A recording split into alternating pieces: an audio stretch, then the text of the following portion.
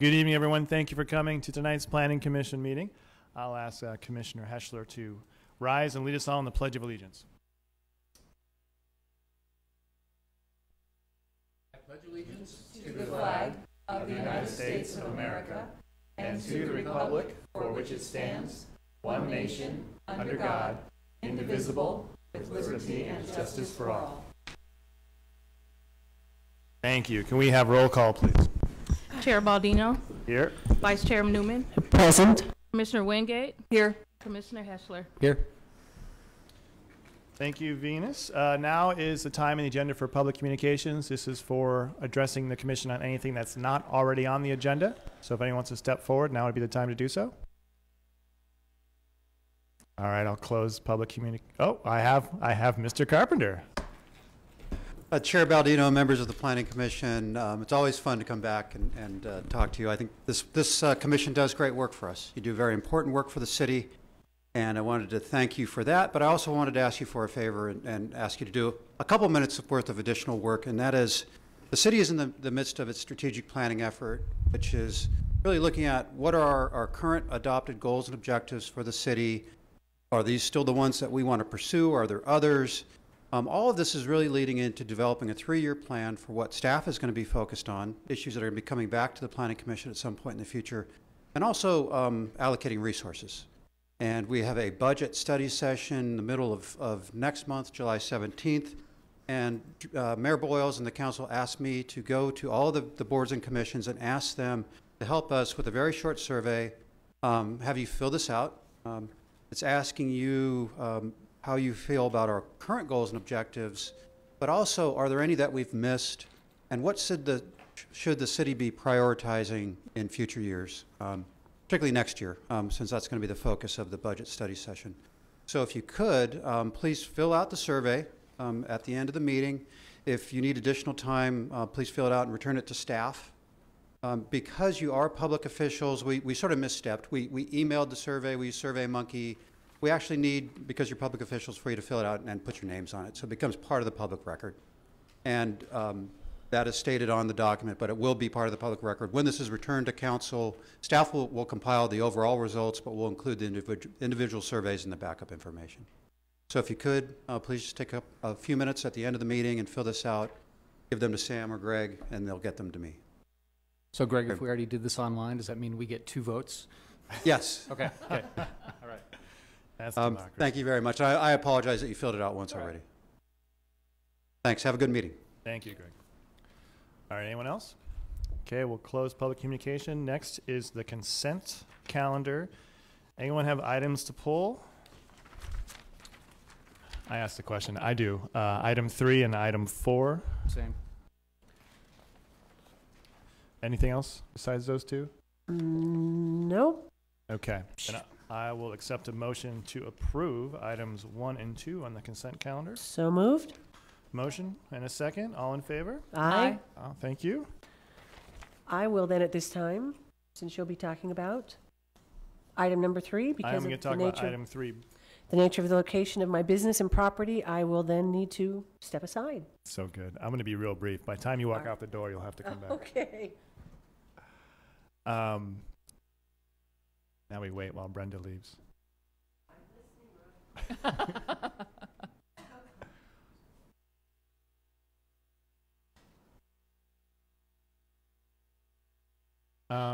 Okay, just a brief staff report. Is the applicant here? Yes. Oh, great. 2-second staff report's all I need. There we go. This is an alcohol AUP for a Type 41 license. That means beer and wine only. Oh, you got a PowerPoint? Look at you. Oh. Kinda. Not really. Well, I'm yes, impressed so already. that's it. It's Nice work. Restaurant obviously is permitted by right in downtown. There's no need to recalculate parking because it's swapping out a commercial use, as you know. And it's a Type 41, which means beer and wine only, standard conditions.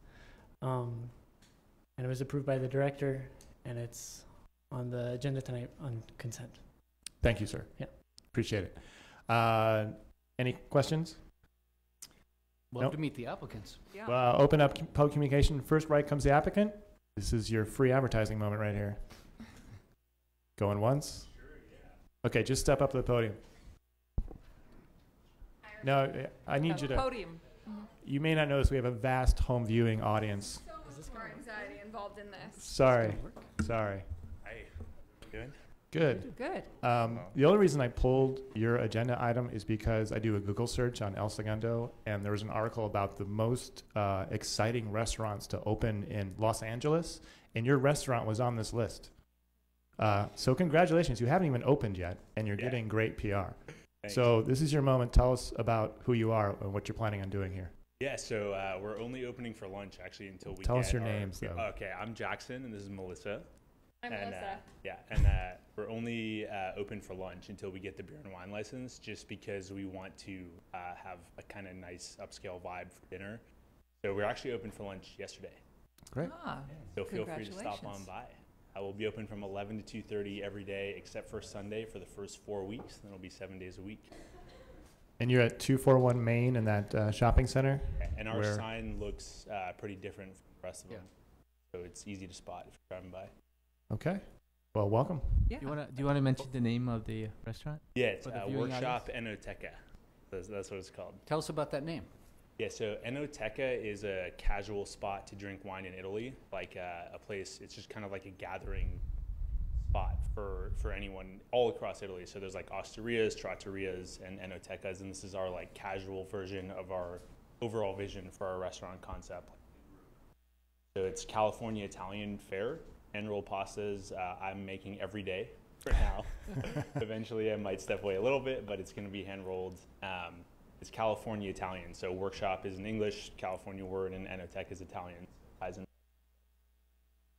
Also, we've both been doing this for 14 years, and it's what we actually love doing. So, like, we are excited to be here. Our experience with the community thus far has been fantastic.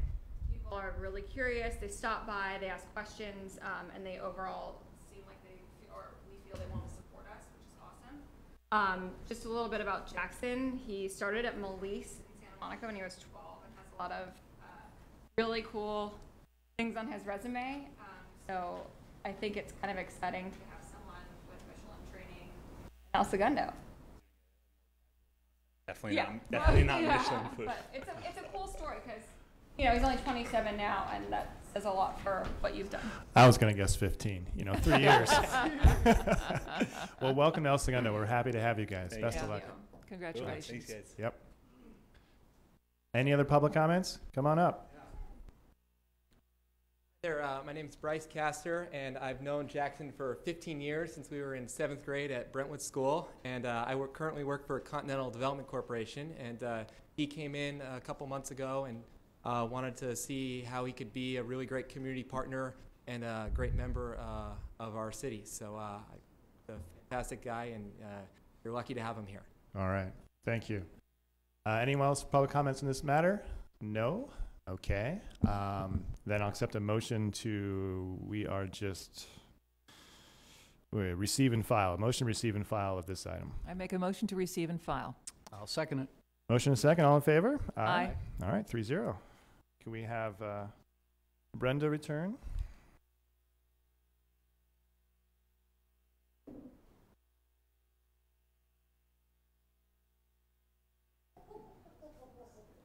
That was quite a laugh.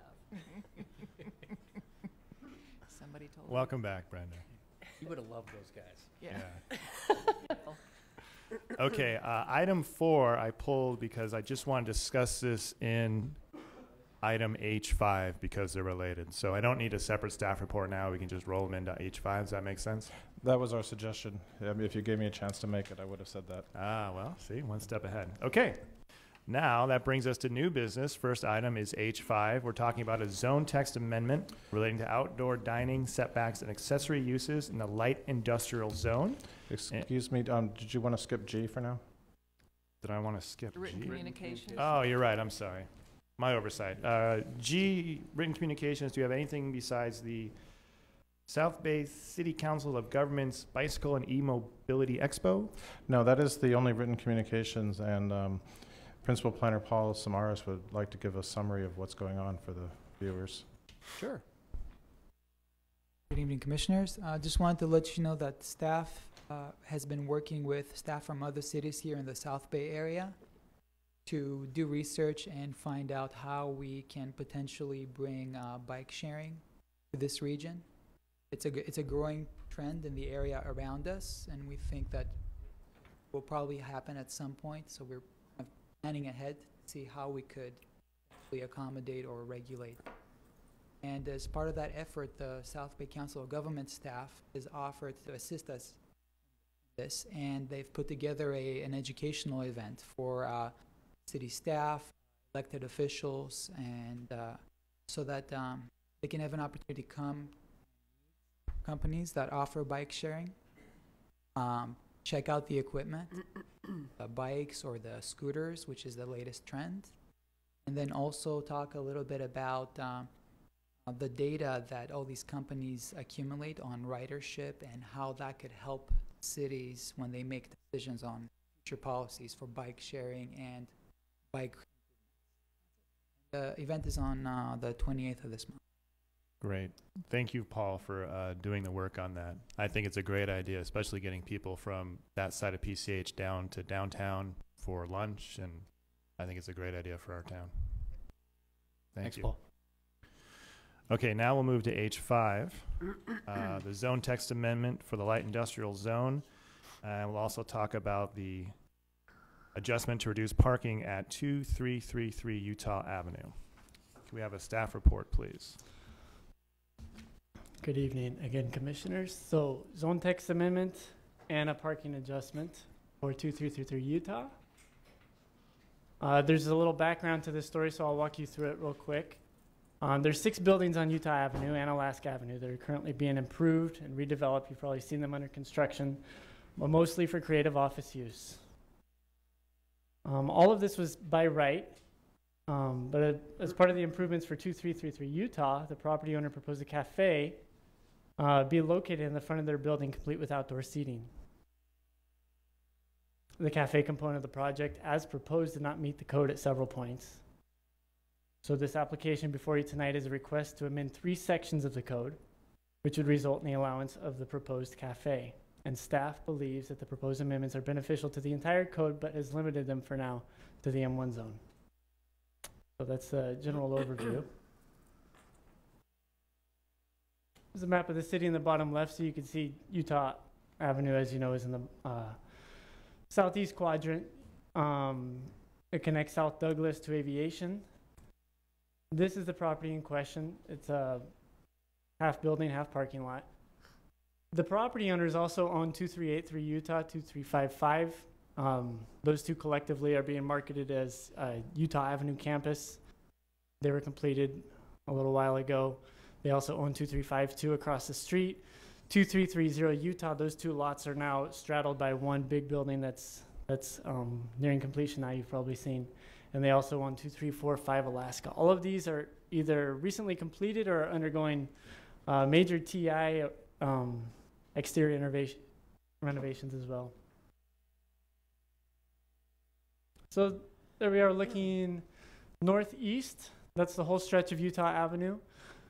You can see the 2330 that's being marketed as Ascend El Segundo.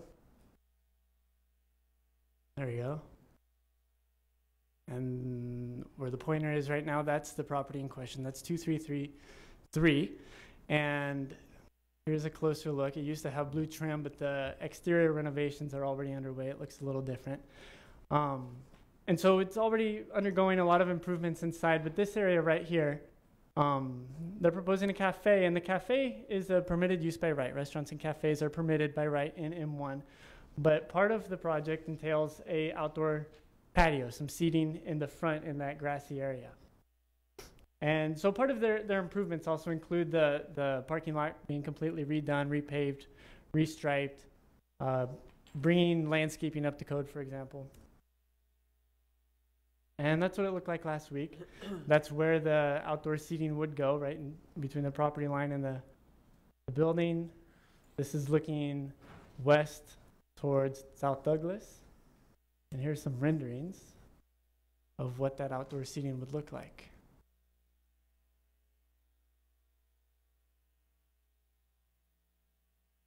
So first we're going to go over the zone text amendment, and then we'll go to the parking adjustment.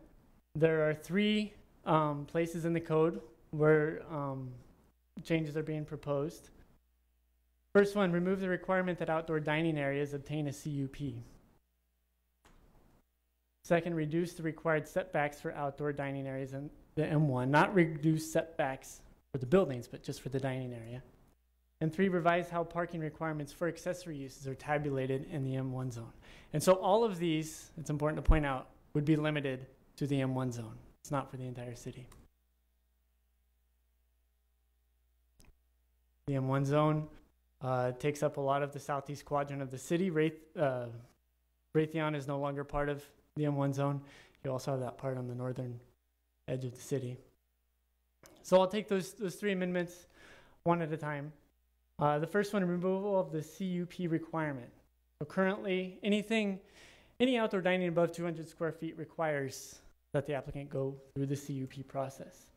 These fees total $4,320, and the process takes about 3 months. It should be pointed out that this fee does not include the cost of submittal packages that the city requires, and also this is felt disproportionately by smaller businesses. And these 3 months are a time of perceived risk and uncertainty for these businesses as they go through this discretionary process.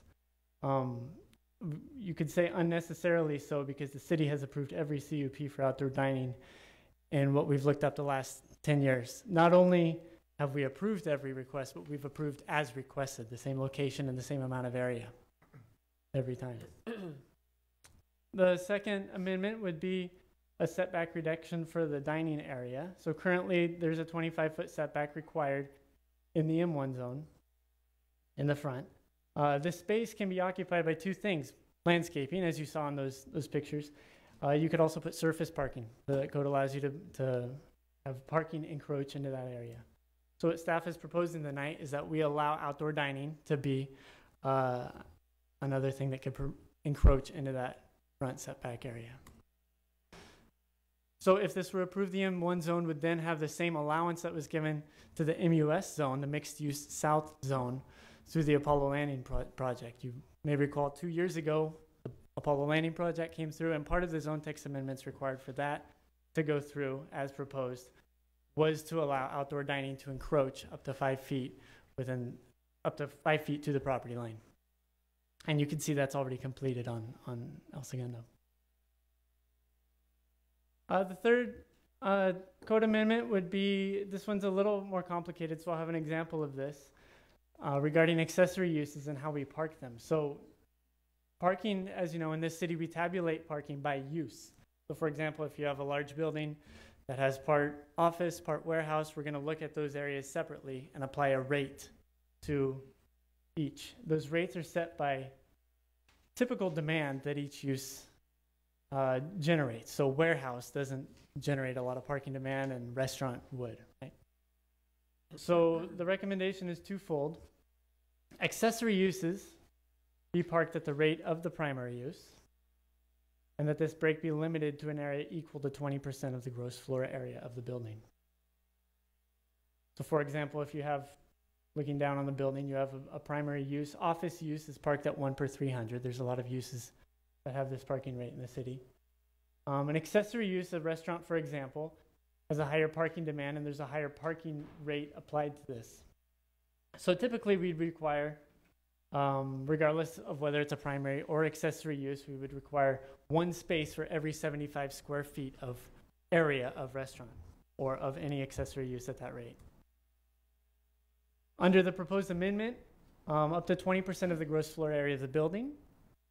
If that accessory use is under that threshold, look what happens. It would be parked at the rate of the primary use. Not that it doesn't require parking, but it would be given a slight break on parking. Any accessory use above that threshold, that 20%, it would be parked at its regular rate. That was the example if a space is carved out of an existing building. It would also be the case if there was an addition. Provided that it's under the threshold, it would be parked at the rate of the primary use. And this gives a little flexibility to property owners that would like to diversify the uses of their building And also it provides the opportunity for some, normally these are amenity type uses. They can provide that for the community, for the immediate vicinity, and for the employees of their own buildings. So, I'm sorry, Russell, so that space, as long as that accessory space is 20% or less of the entire space, that's how it's figured. 20% of the original space. Of the original space? Yeah, yeah. Okay. Gotcha. Okay, thank you. Okay, so those are the 3 zone text amendments that are being proposed. We'll move on to parking adjustment. They are requesting a 9% reduction in parking. So the parking demand study that the applicant submitted determined that 135 spaces would be sufficient for all employees to arrive alone by car. 2333 Utah is less than a half a mile from the Douglas Green Line station, so it's reasonable to assume that a certain percentage of the employees that work there every day will not be arriving alone by car, but by train. Google says it would be an 8-minute walk.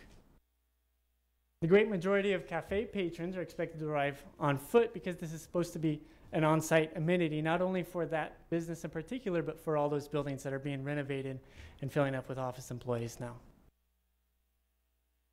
One of the big reasons that we require on-site parking is because of the overflow effect that it could have on street parking. We require businesses to absorb their own parking demand so that we don't have that overflow problem. So it should be taken into consideration that there is no street parking in the great majority of that whole southeast quadrant of the city. Utah, Alaska, South Douglas Aviation, there's no street parking. So that should be taken into consideration. So that concludes my presentation. Staff recommends approval of EA 1203, adopting resolution 2839, recommending that the City Council adopt the ordinance and receive and file the parking demand study and the adjustment. If you have any questions, I'm here. Mike Jones, the applicant, is also here to answer specific questions about the project. All right, thank you. So just so I'm clear, the zone text amendment would say your setback, you could do landscaping, you could do parking, or now you could do outdoor dining, right?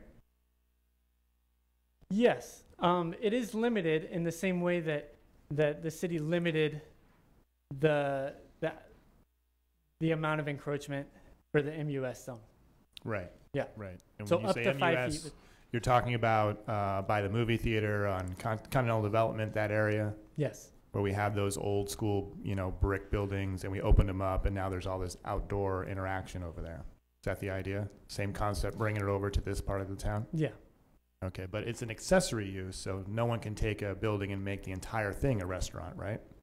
Well, restaurant is permitted by right, but in order to park that, according to code, it would be highly unlikely that anybody would be able to do that without building a structure. Gotcha. Yeah. Okay. Thank you. Yeah. Any other questions? Is there going to be any indoor dining as well? Yes, I believe the rough numbers are the applicant can fill you in on the details, but I believe about 1,000 square feet inside and 2,000 outside. It's going to be a little bit comparable to Specialties on El Segundo Boulevard. Oh, So yeah. do you- Specialties Cafe. Specialties Cafe. Yeah. So is the applicant going to speak as well? Yeah, once I open public communication. Any more questions for staff? So we want to do a zone text amendment to change in the M1 zone for future to make it easier for similar situations like this to happen. Not only that, but we're also talking about allowing a reduction in parking for this particular project. So there are two things going on? Correct. Okay.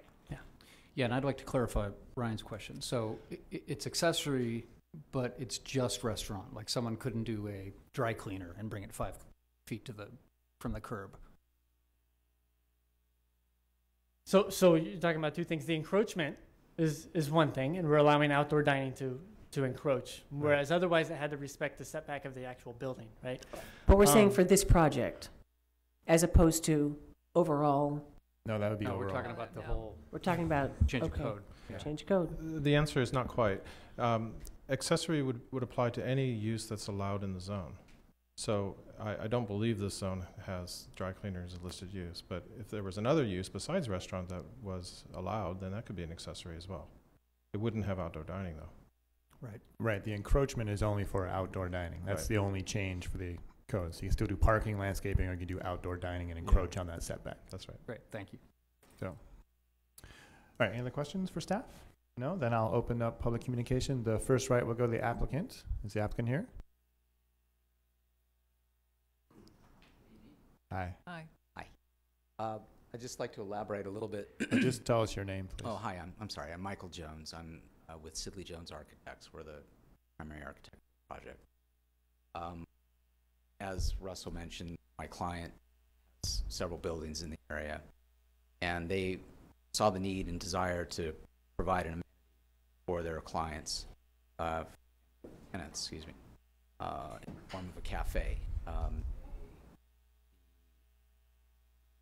Owners, actually financially, are involved with Frank Gehry, who is working on the building at on that corner there of Douglas and And over at Frank's office there is a small restaurant called Cabbage Patch, and that sort of was the of what they wanted to do.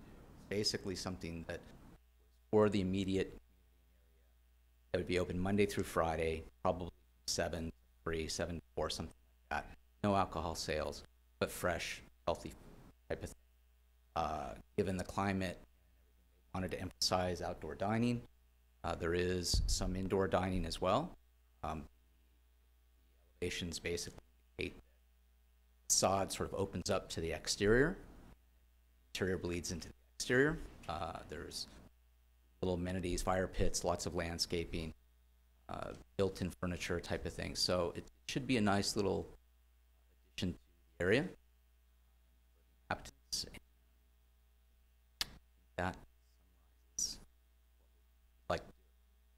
Do you have plans like this for any of the other buildings in that immediate area, since there's the same owner for so many of them? Well, we looked at different studies in some of their other buildings, specifically the Utah campus building, 2355 Utah.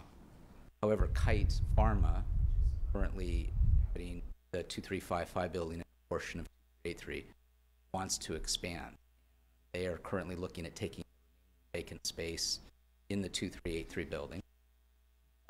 And the idea behind this cafe was more about servicing the buildings and not so much really trying to take business off of aviation. It really isn't sort of a unfamiliar destination. No one driving on aviation is sort of the target person. It's really for employees in the So we've looked at various buildings that they have, and this was the building that had at the time vacancy, and actually had the space in the front. It lends itself well to, it's away from the street, the noise, the dust from the concrete side of the building. So it sort of worked out well here.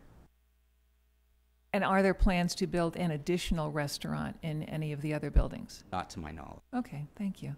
There aren't any other restaurants in that area, are there? Closest one I think would be, well, it would be 7-Eleven, Firehouse Retail, and then Right. specialty. Okay. Rosecrans. Rosecrans. Yeah. All right. Any further questions? No. Not for the applicant, no. Thank you. Anyone else wishing to address the commission? No? Then we'll close public communication. All further comments shall come from the dais. I've driven in the area. There is basically nothing within easy walking distance as far as food, and that's becoming a much more popular area being developed, and more employees every day. It seems like it's a great amenity for the area. Yeah, I would agree. And there's ample parking over there. I mean, these things are surrounded by these large lots, so I don't have any concern about losing out or impacting parking at all. No. And if it turns out as nice as what happened over at Continental Development, I mean, that changed dramatically once we changed the code and let them open up those walls and put in more architectural features and everything else. Yeah, I think that's kind of the best feature of all this, is opening this up to a pedestrian scale. You know, seeing vibrancy on the street, it's great. So I'm a big fan. Yeah, get some shared bike racks over there. And Well, that's a good point, and actually I have a question for staff about that. I love the fact that this is right next to the metro station. It's right an 8-minute walk, I understand. It's also an easy bike ride from the metro station. And you know where I'm going with this. The bike plan shows Utah being a Class 2 bike lane, or Class 3. Anyway, some sort of a designated bike lane. And I believe that was supposed to happen when that street was resurfaced. And do you guys have any idea when that might happen? Because I think that would be a really good thing for that business to have bike access there. I don't know when that one's going to be resurfaced. But you're right. I Well, mean, it just was resurfaced. Oh, was it? Well, it'll be Yeah, the it was next resurfaced 3 months ago, I think. Oh, is that right? Yeah, so, Oh. you know, it's a stripe of paint. Okay. We'll talk to Public Works, see what's going on. Thank you. You have the paint in your car too, don't you, Jay? I probably do. Right. I think it's a great idea. Wonderful area to do that. Okay. If there are no further comments, then I would like to accept two motions. First would be a motion to receive and file an adjustment to reduce required parking by 10% at 2333 Utah Avenue. I make a motion to receive and file a reduction of 9% for parking on 2333 Utah Avenue. I think that was 9%, is that correct? It was 9%. It says 10 in the agenda. Thank you for that. Nice clarification. All right, we have a motion. Do we have a second, please? Second. All in favor? Aye. All right, 4-0. Thank you. And the next item before us is the zone text amendment related to outdoor dining setbacks and accessory uses in the light industrial zone. So I'll take a motion on this item. So I'll make a motion to approve the resolution recommending that the City Council adopt an ordinance amending El Segundo Municipal Code Section 15.2, is that the right one? 2839? And Chapter 15-6A to remove the requirement that outdoor dining areas obtain a conditional use permit in the M1 zone, reduce the required setbacks for outdoor dining areas in the M1 zone, and revise how parking requirements for accessory uses are tabulated in the M1 zone. We have a motion. Do we have a second? Second. All in favor? Aye. 4-0. Thank you. Okay, next agenda item H6 is a zone text amendment for calculating building height. I understand from staff there's a request to continue this one. Yes, please. We're finding new ways to improve this draft ordinance all the time, and it's become quite a few things that I intended to send to you. So I think it'd be better if we just repackage it for next time. Okay, when you say next time, what meeting is that? That would be the 28th of June. Okay. So I'll make the motion to continue item H6 to the next scheduled Planning Commission meeting on June 28th. Second. Motion and a second. All in favor? Aye. Aye. Okay, 4-0. Thank you. Okay, now that brings us to item H7. We're going to talk about the parking in lieu fee program for Smoky Hollow. And can we have a staff report on this, please? Good evening again, Commissioners. This item, it goes right into it. Let's talk about what a parking in lieu fee program is, what its purpose is, briefly. A program like this allows a property owner to meet their minimum parking requirements by paying a fee instead of providing parking on their property. For example, if a property owner wanted to build a building on their property that's now vacant and the city code required 10 parking spaces for it to serve the building, a property owner could elect to pay a fee, say, for 2 spaces and provide the other 8 on the property. And that would meet the parking requirements for that particular development. But I wanted to clarify that by paying that fee, this property owner does not get a right to a parking space that the city may build in the future to provide public parking. I just want to kind of clarify what the purpose of it is to help meet a parking requirement. That's another option. And without the parking in lieu fee, then the applicant would just be told, no, you can't build your project, correct? The applicants do have other options, and I can go over those in a little bit in the presentation. Okay, thank you. Great. So with that said, I just want to provide some brief background on why we're talking about an in lieu fee program. As you know, staff and consultants hired by the city have been working with the community on updating the vision and regulations for the Smoky Hollow area. And even before we started this process, but especially during the community outreach efforts during this process, we heard a lot about parking, about how that's a major concern in this particular part of town. And this problem is in need of a solution or solutions. And why is that? In simple terms, Smoky Hollow has, generally speaking, relatively small, narrow lots, especially on the west side of the district. And providing parking on those lots is particularly challenging. And so with the recent development trends or trends towards more creative office spaces and new development in the area and our projections for the future, the next 20 years, we anticipate more parking demand. And it will be harder and harder to provide additional parking on the existing sites. The parking available on the street is is being sort of challenged, and there's little available. In fact, the city, in a study that we conducted, found back in 2013 that especially on the west side of the district, as many as 93% of the street parking spaces were occupied at any given time. And things have only gotten worse since then, so it's been 5 years since that study. So this is just a few pictures of some of those small lots that I was referring to. Very narrow lots. It's very hard to fit in parking on these sites. So what would be some potential solutions to this parking problem? And city staff have been working for the last couple of years, and we've looked at a lot of different options, and part of the reason why it's taken us some time to come back to you with some recommendations. The city could, for instance, increase parking requirements. If there aren't enough, then we should require more. Well, but that doesn't address the issue of the challenging lot sizes and conditions. We could reduce the parking requirements to assist the property owners with meeting their requirements. While that addresses that issue, it doesn't really address the fact that there'll be increasing demand and there's not enough supply. We could reduce requirements for conversion of uses, similar to what the city has done in the downtown area. And that has its advantages as well.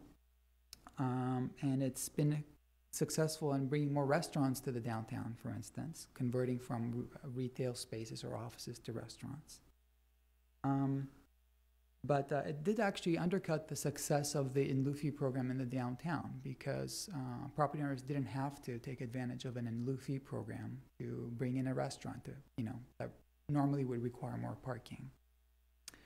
There are other ways, such as addressing the demand side, managing the demand, pursuing strategies that manage or reduce the demand for parking, such as more transit for the area, or making the area more bikeable, more walkable.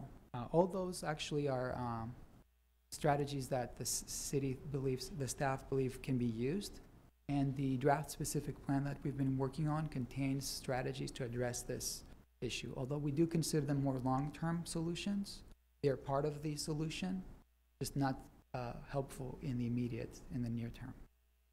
Also, managing the existing parking supply, promoting existing parking supply in the area, or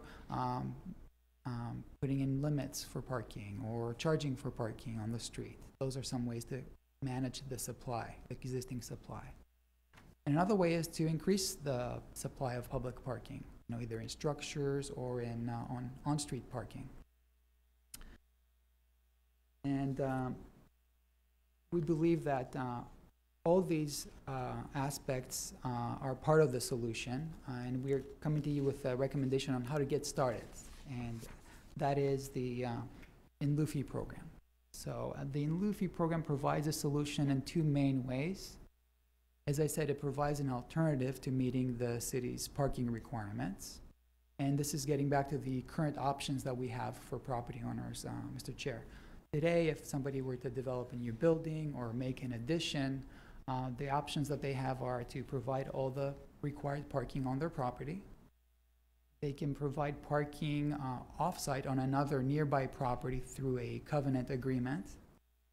That is if that other property has extra parking.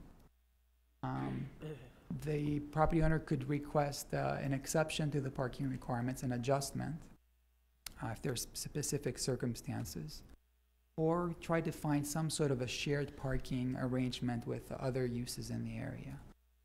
Those available means are limited, and that's why we're coming to you with this alternative option. This is what this in lieu fee program would do. And at the same time, the second solution is it helps pay for public parking improvements, on-street parking, and that's why this is advantageous. So in the staff report, we discussed how other cities have structured their parking in lieu fee programs and the costs of providing public parking. So in lieu fees, just like any other types of city fees, are based on the cost of providing the associated service. So in this case, it would be providing public parking. And as I mentioned, on-street parking is advantageous because the cost is lower than, say, building parking structures. And it can be implemented in a rather shorter period of time. On-street parking is simpler compared to trying to acquire property and design and pay for a big parking structure, for instance. Paul, can I ask a question? Yes. To your knowledge, to date, has the current parking situation kept anybody from doing deals in Smoky Hollow? I don't know of specific instances, but when we inform people of our parking requirements and then they do not come back, that's kind of an indication that, okay, sure, that's not going to work. Yeah. And there are a few specific instances where the parking requirements did dissuade developers or business owners from coming in. Yeah.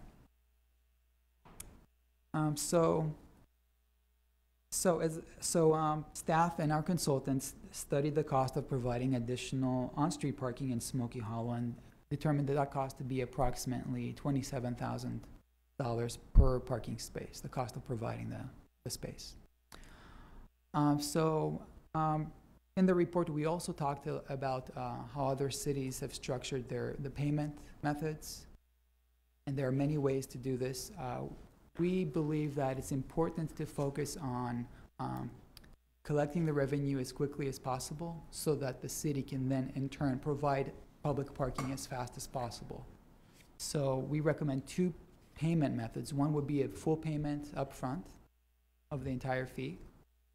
And in cases where some flexibility is needed for particular property owners or circumstances, to allow a 50% payment upfront and up to 10 annual payments thereafter to cover the rest of the fee.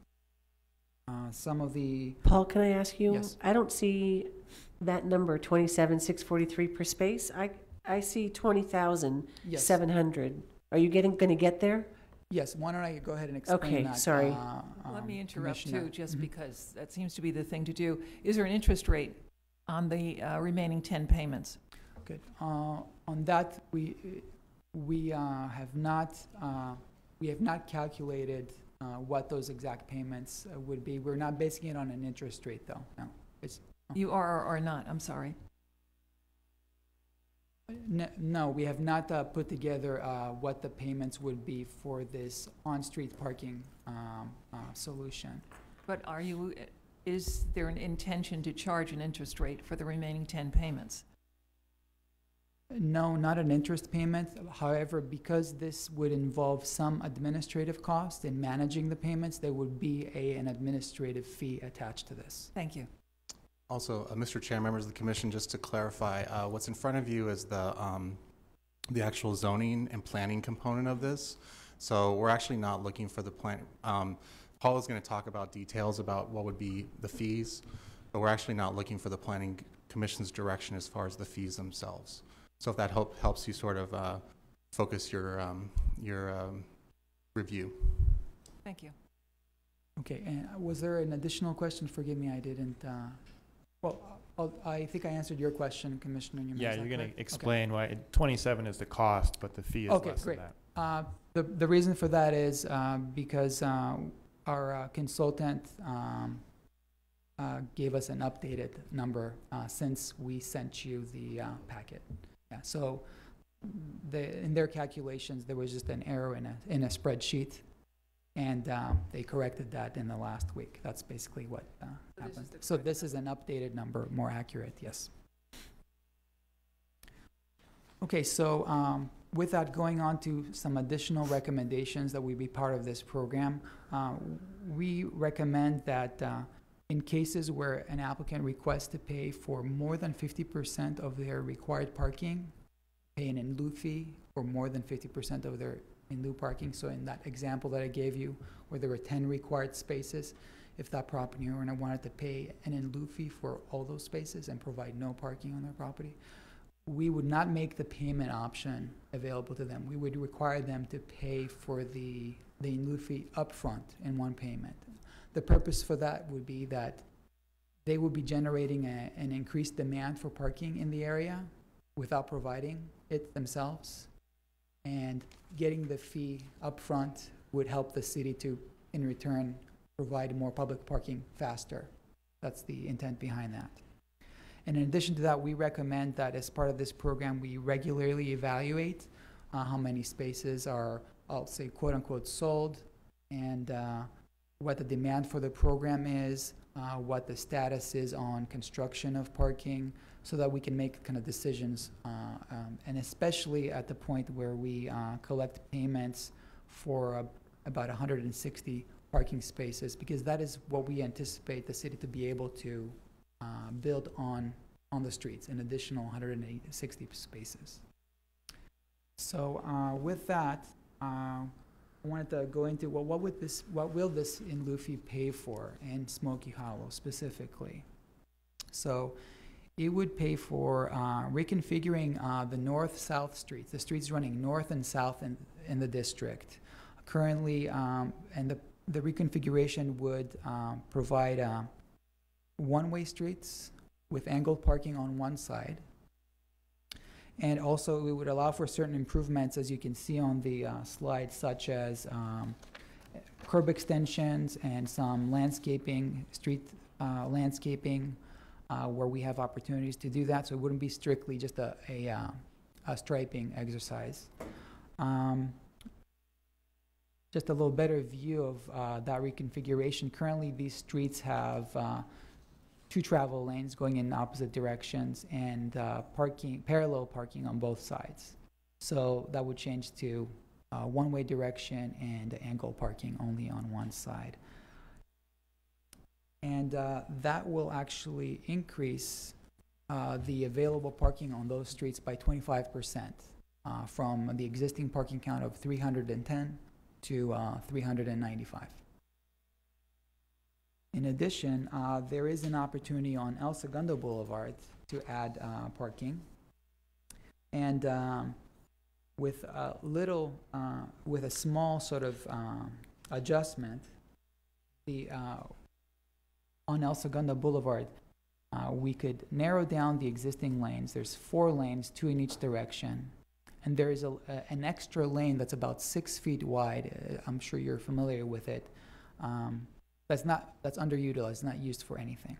So by narrowing down the existing travel lanes by about 1 foot or so, that would secure enough space to add a parking lane on the north side of the street. And this is kind of a section view. So there's 2 lanes in each direction, a little extra space next to the curb here. And in this slide, this is what would result. There will be an extra parking lane on this side of the street. And this would actually net approximately 74 parking spaces. So 74 plus about 85, that's the 159 number that I showed you a little bit earlier. Just wanted to go into the parking in lieu fee area that we're recommending as part of this proposal. So the area will encompass the proposed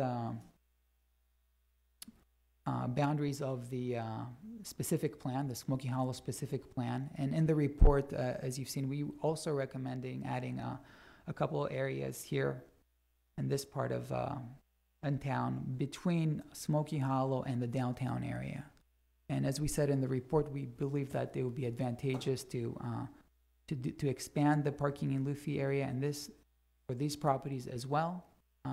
Since there is an Luffy program in the downtown already, and then we're proposing another one in Smoky Hollow, these would be the only commercial properties in the area that would not be able to take advantage of that. So for that main reason, we recommended including them in this new parking in lieu district or area. Those areas aren't considered downtown? Or they're not in the downtown plan? They are not within the downtown specific plan. Yeah, but they're a natural extension of the downtown. Mm-hmm. And bring us to our conclusion, and in Luffy program addresses dire need for more parking in this area. It provides property owners, as I said, with an additional option to meet their parking requirements.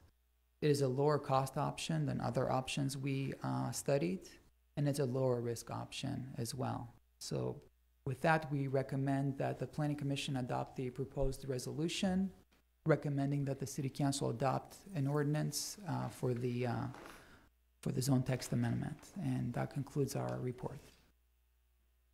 Thank you, Paul. Any questions for staff that we haven't already interrupted? How would this program be instituted? Would it be phased in? Would the city wait until it had collected a sufficient amount of money to start with the one-ways on 2 streets or all the streets at the same time? The intent was to use money that is accumulated through this program to pay for improvements.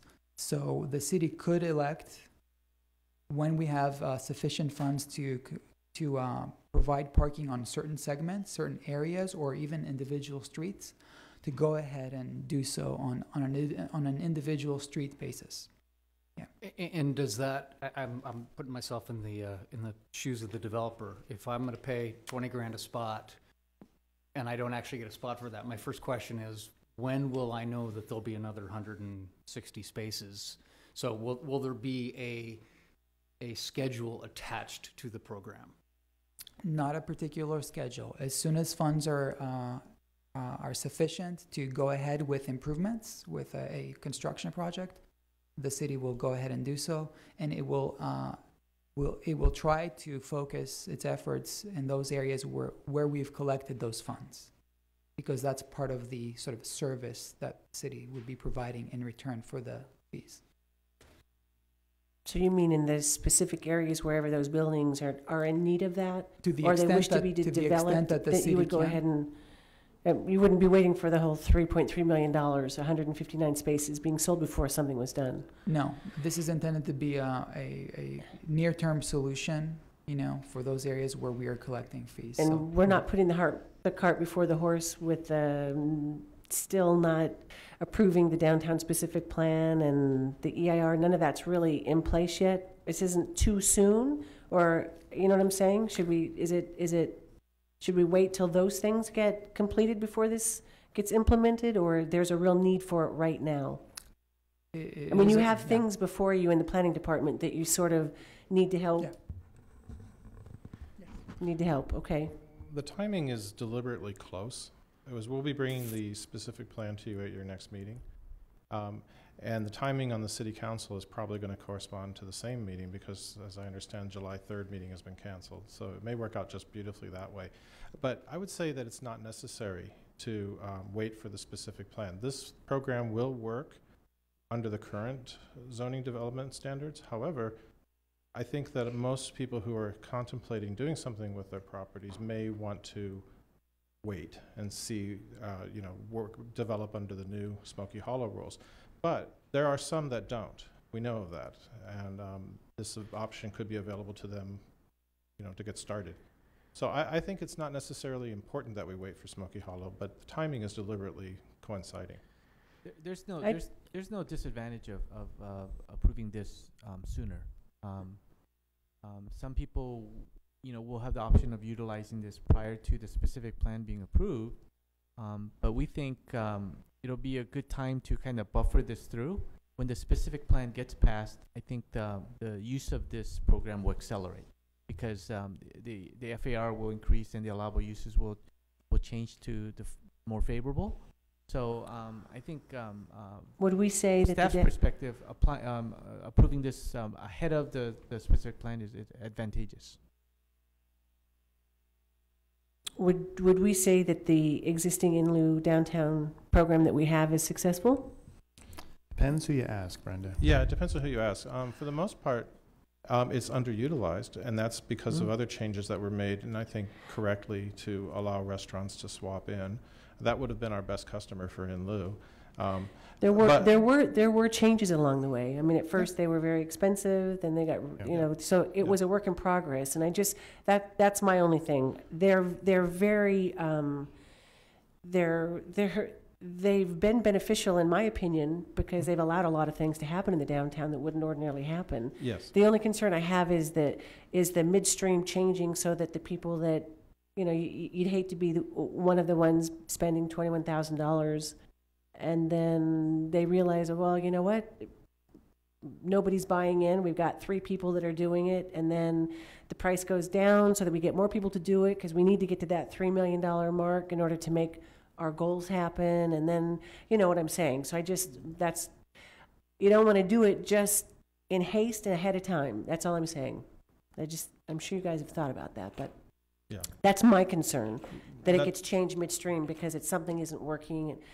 And what happened with the downtown. Yeah, and certainly when we make adjustments, we'll be looking at who's already participated and whether they're owed something in refund or something of that nature. We'll look at all of that, of course. What's the cost for the in lieu fees for downtown? $17,500. Yeah. Thank you. And we included in your packet, I think it's exhibit number 4, the current participants in the downtown program. I saw that. Page 131 of the packet. Yeah. When were the improvements made on the downtown? I know we redid angled parking on Richmond. Is that like 2 years ago? That was a little bit before. Yeah, it was 2 years ago when I came on board. It was under construction. Okay, and was that the first time the city had enough parking in lieu money to actually make more parking available, or was there a prior one that I'm forgetting about? It was the first money utilized to provide additional parking. We used I think the overall cost of Richmond was in the north of like 1 million, 1.2. $250,000 of it came from the parking in lieu program. Yeah. Okay. So how many parking spots does Smoky Hollow need at build out? Okay, based on our estimates, over the next 20 years, it will need approximately 1,300 parking spaces. 1,300 additional from what we have now. So street striping pays for 100 another, or I'm sorry, we reconfigure streets, we get another 160 spots. That's about 12%. Right, and then the question is then what? And I know there's talk of parking structures and things like that. Yeah, well, there's a question of also what is the responsibility of the city in this case? Is the city responsible for addressing the entire parking supply or demand in the Smoky Hollow, or simply, assisting with a part of it? But also, there are other ways to address a parking problem, as I indicated briefly at the beginning of my presentation. There are ways to encourage more transit. And the draft-specific plan has a lot of strategies right now, and that will be implemented once the specific plan is in place. So the in lieu fee is a part of an overall solution for the parking problem, and it's not only a matter of addressing the supply of parking. It's also a matter of addressing the demand for parking as well. If you collect fees on the first 159 or 160 spots, do you stop collecting fees, or do you keep the machine going? No, the number 159 is based on our estimates now, and costs will change. We know that. So if costs go up, we'll be able to keep collecting until we've paid for the actual improvements that we intend. So it's not the number of spaces that will be the final cutoff, it'll be the dollars that we spend to build them. And if it, oh, go ahead. Yeah, so 159 I think is our current best estimate. It may be slightly more, it could be slightly less. So if you raise enough money from new development to cover whatever the amount's going to be, 160 spots,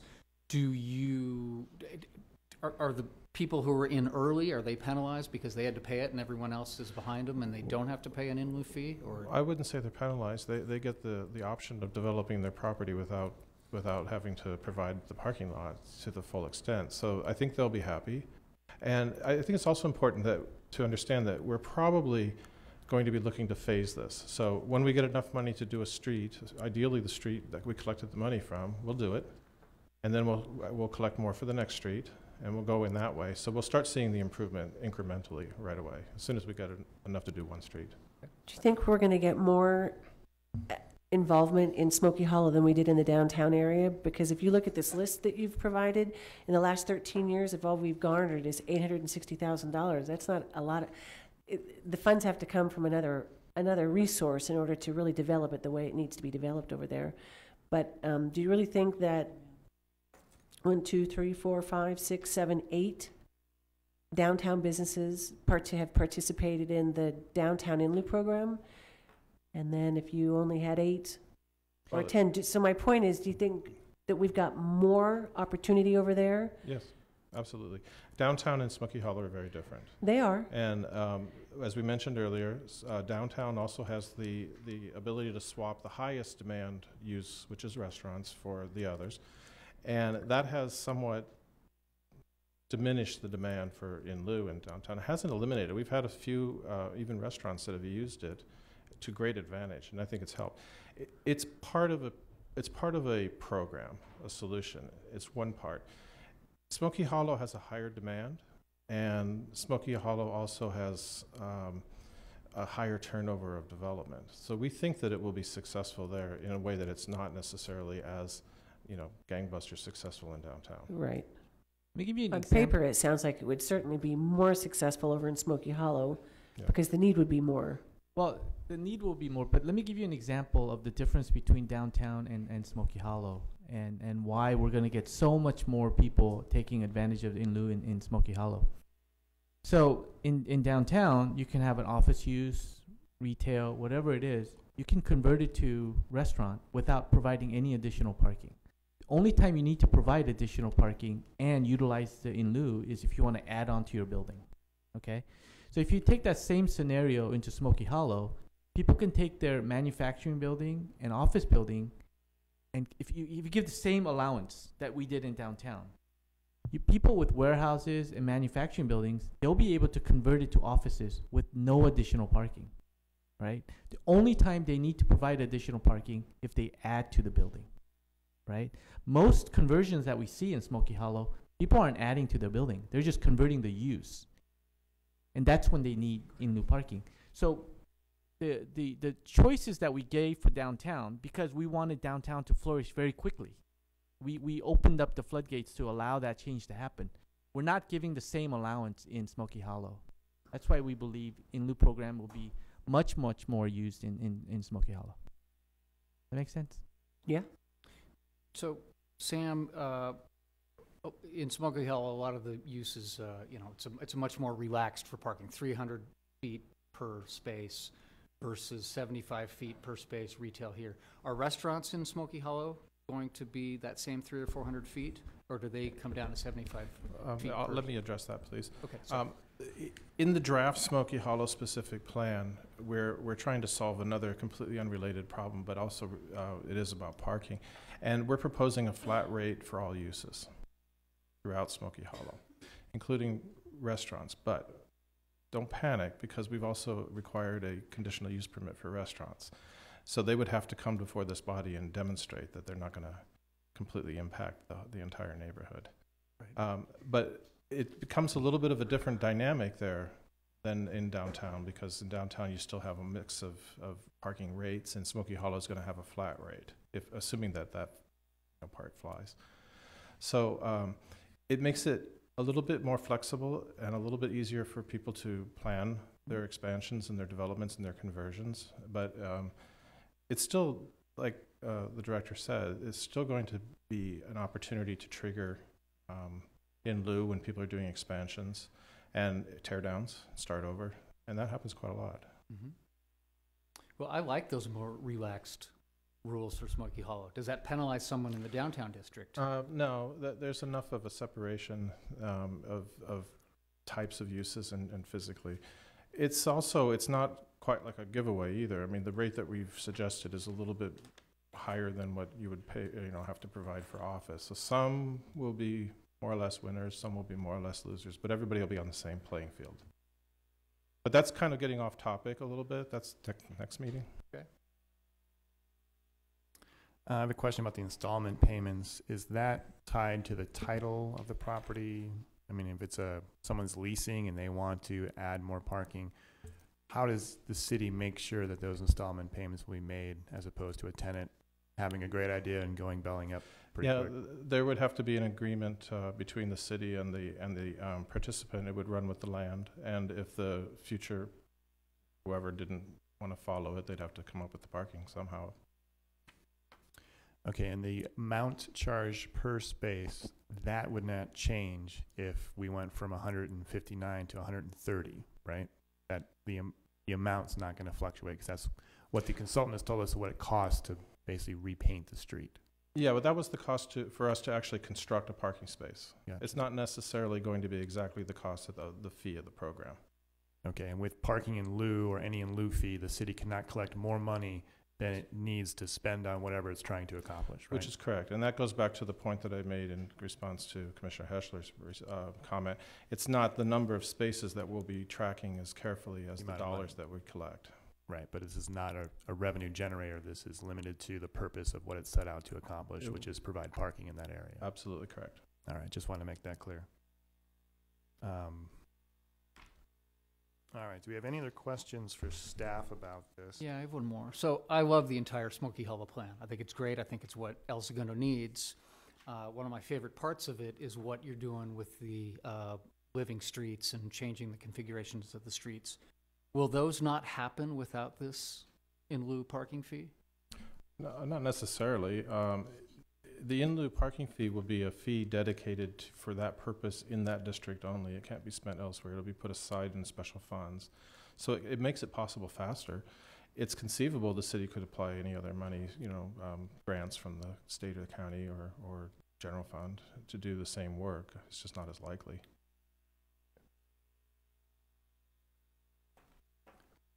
All right, if there are no further questions for staff, I'll go ahead and open up public communications. Anyone wishing to address the commission on this matter, please do so.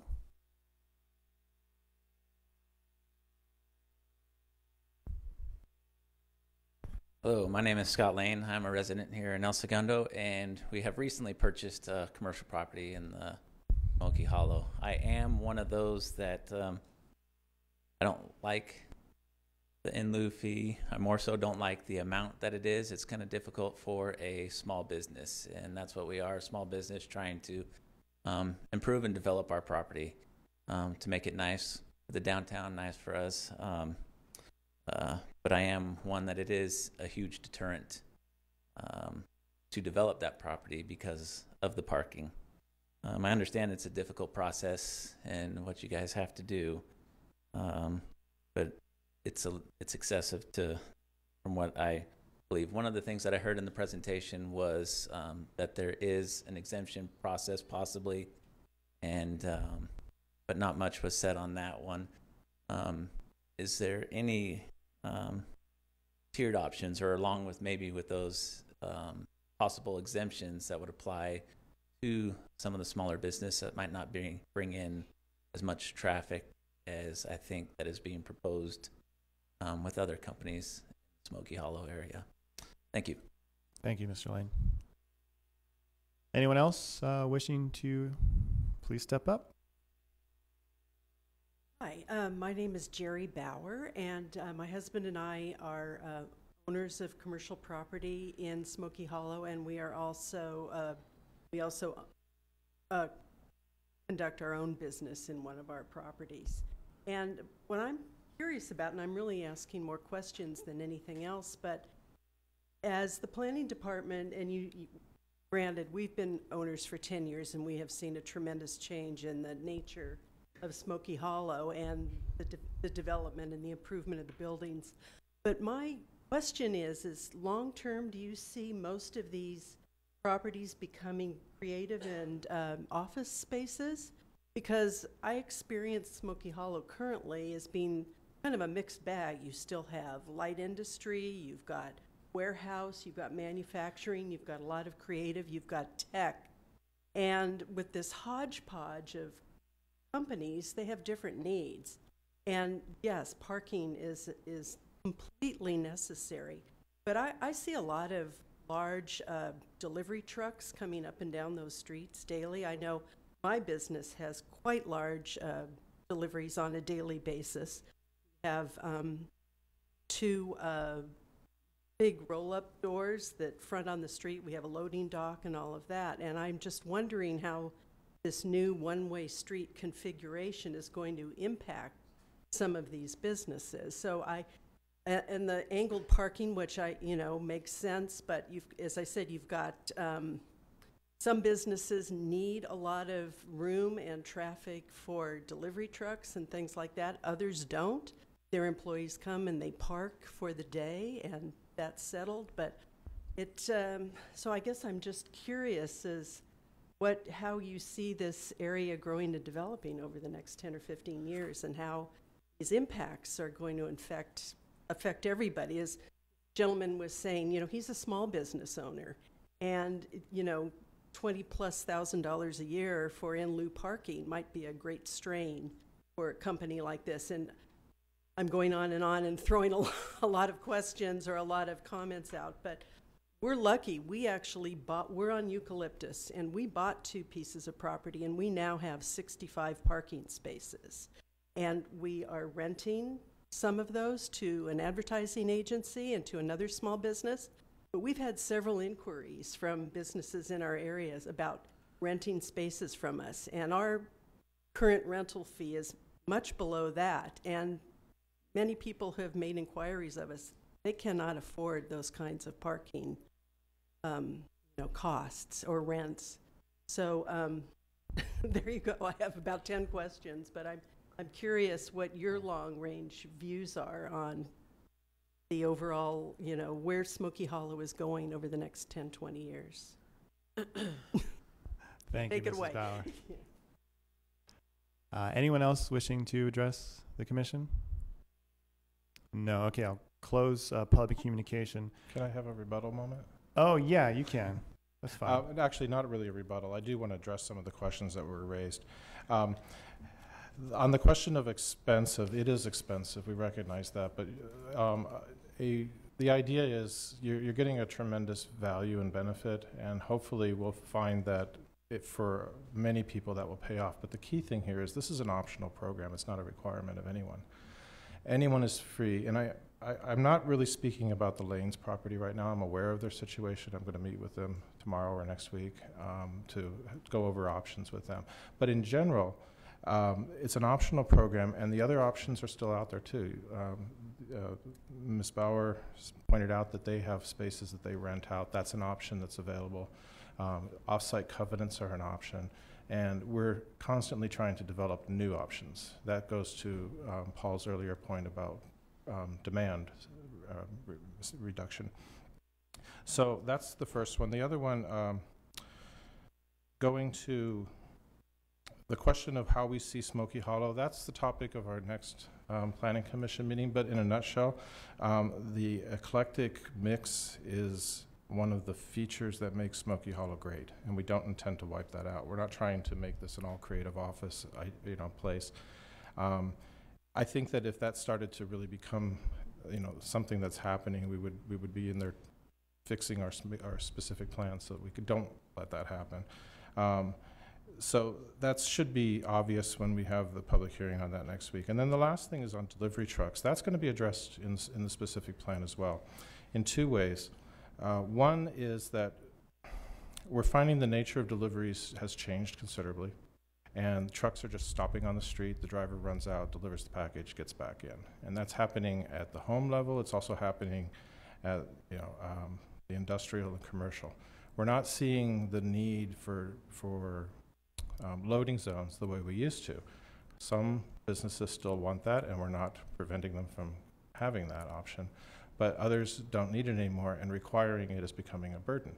So we're addressing it in two ways. One is that we're requiring a strip on the back of properties that face an alley to be available for that kind of delivery if they want. But if they don't have to keep it open for that purpose. And the other is that we'll be looking at options to blend in block delivery zones amongst the angled parking. So not at the angle, but instead of, say, 5 or 6 spaces, we may occasionally see the need to do a loading zone instead. And that would be a loading zone that would be shared across the various properties on the block. So we would try to find the best location based on who uses it and whatnot. So even though we've shown designs that we intend to emulate with our in-loop parking program, every street will be designed individually, and it'll be done in consultation with the users so that we get the best of both. We'll get more parking, and we can address loading, and then hopefully all the other changes of Smoky Hollow working together will make this a success. So if I have a business in Smoky Hollow or property, which I don't, but there are some that have curb cuts and parking in the front. You're saying the city's not going to come and take away your parking and put angled parking there. They're going to consult with the user and the use to figure out what works best for each individual street. That's correct. If on the other hand, the property owner wants to tear down that building and do something new, we'll probably make them close the driveway at that point. Right, because we're trying to get rid of the curb cuts to increase the on-street parking as part of the overall. But otherwise, our plan is not to be running around shutting down people's access to their parking. This is about providing more, not restricting. All right. And then, Mr. Chair, real quick, I believe the last speaker also said 20,000 per year. Yeah, I was going to address that. It's a one-time fee of 27 and change, or 26, or whatever the city council decides. All right. Well, thank you for that additional information. Public communication has been closed. All further comments shall come from the dais. And my first comment is that our next meeting is the 28th. There is no city council meeting the week of July 3rd. So even if we approve this now, it's not going to get till city council till July, 17th or something. And the next meeting we have on the 28th, we're going to talk about the entire revamping of the Smoky Hollow plan. So my suggestion is that we continue this item to be talked at the same time as the plan, so we can do a big picture approach. I'll ask staff and the people who came to talk, have your neighbors come. You know, the more comments we can get from stakeholders, the better decisions we can make on the behalf of people who have businesses there. So, you know, my suggestion to the dais is I would recommend we continue this to our next meeting and talk about the parking in lieu hand in hand with the revised plan. That makes perfect sense to me. Yeah, I agree. Absolutely. Right, unless you've got further comments you want to make now. I think it's wise. Difficult to separate the two. Right. I know we want the war chest to start doing these changes quickly, but I mean, I think that we need to view them together. Yeah, we're losing a couple of weeks, but it's all going to go to city council at the same time, even if we approve it now. Yeah. And I'm always for having more public communication, more comments whenever we can. So with that, I'll make a motion to continue. Where are we? Item 7, the parking in lieu fee program for Smoky Hollow, to be heard at the Planning Commission meeting set for June 28th at 5:30. Second.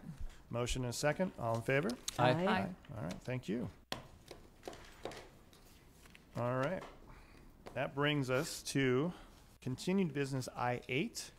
We're now going to discuss the Chick-fil-A restaurant and drive-through environmental assessment number EA 1181, conditional use permit number 1701, administrative adjustment number 1707, and parking demand study number 1704. This is the address of 740 North Sepulveda Boulevard. I'm sorry, 740 Pacific Coast Highway. This is terrible, but could I have 1 minute? Yeah, let's be in recess for 2 minutes.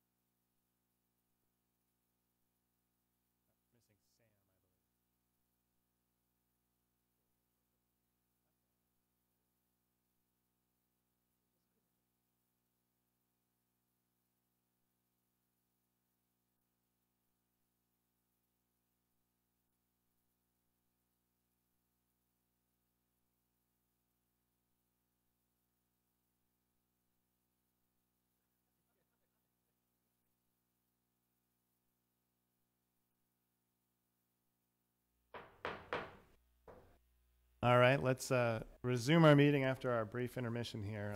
Again, we're on new business, the Chick-fil-A restaurant and drive-through at 740 PCH Boulevard. And can we have a staff report, please? Thank you, Mr. Chairman, members of the Planning Commission and the public. Thank you for your time. So this is coming back to the commission after several attempts, the first of which had come before us in January. But I won't spend too much time on some of the past issues. As everyone's aware of, the project site is currently located over on PCH and just south of Maple, kind of this L-shaped flag lot property that has a parking structure. As I indicated before, this initially came before the commission back in January. There were some concerns with that particular design. The applicant was directed to redesign it, came back in April with another design. There were still some other issues. It was slated to come back in May. At that point, staff had some serious concerns with that particular design, and they have come back with another design. And up here, there's lists out some of the issues and concerns that have kind of plagued this project for the last several months. But anyhow, what I'll focus on right now is just the last site plan, the one in May, which staff had a lot of issues or concerns with, and this was an attempt to address some of the issues that had plagued this project. It's similar. This kind of shows a lot of similarities with the previous versions that had come before the Planning Commission. There was probably another 5 or 6 other options that were also looked at, and at least in this situation, you always had the drive-through coming out onto PCH. The other issue was you had traffic coming on from PCH into the driveway or onto the property. That created some concerns for staff, and I know the Planning Commission also had some concerns with that and the potential impacts to the roadway along PCH and traffic flow. Another governing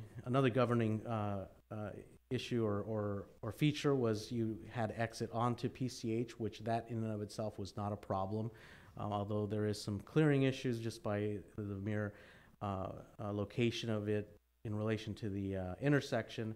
Any kind of backup is maintained on site. But what you had with this, the previous site plans and some of the other options before, is you had on-site traffic directed towards that northern driveway, which then had to crisscross in an attempt to get to the driveway to exit. You had some conflicts with motorists that would be coming in from PCH.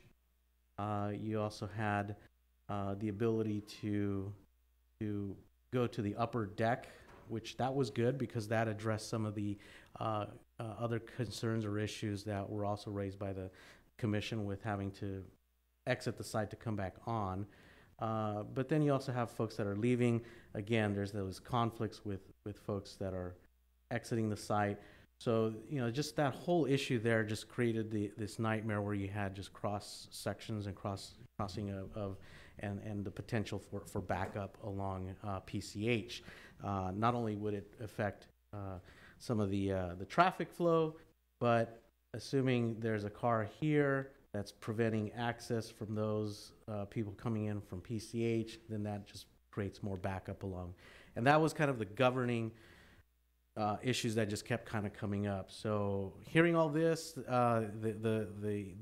applicant has finally said, okay, you know what, I think we've come up with a better design, which staff does agree with. Still has the location of the proposed building at where it's always been. You have a double lane drive-through, which is not not any different from what was previously done, and that's a good thing. because it does provide for that additional queuing.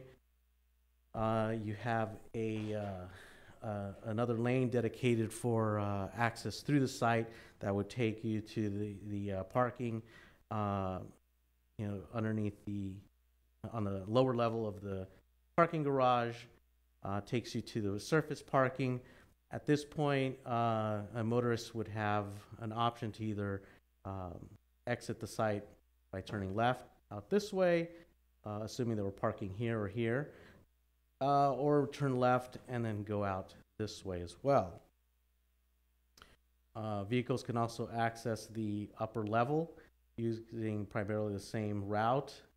This here, there's enough width here that could accommodate a vehicle making a left to go up the ramp to access the parking on that garage there. Did I say left? Oh, sorry. Make a right. Sorry, I apologize. I'm a little dyslexic tonight. But yeah, make a right. And it also allows for folks to make a left to exit the site. Again, what this does is it had eliminated that third driveway. It maintains 2 driveways here, and those 2 driveways actually are, at this point, egress only.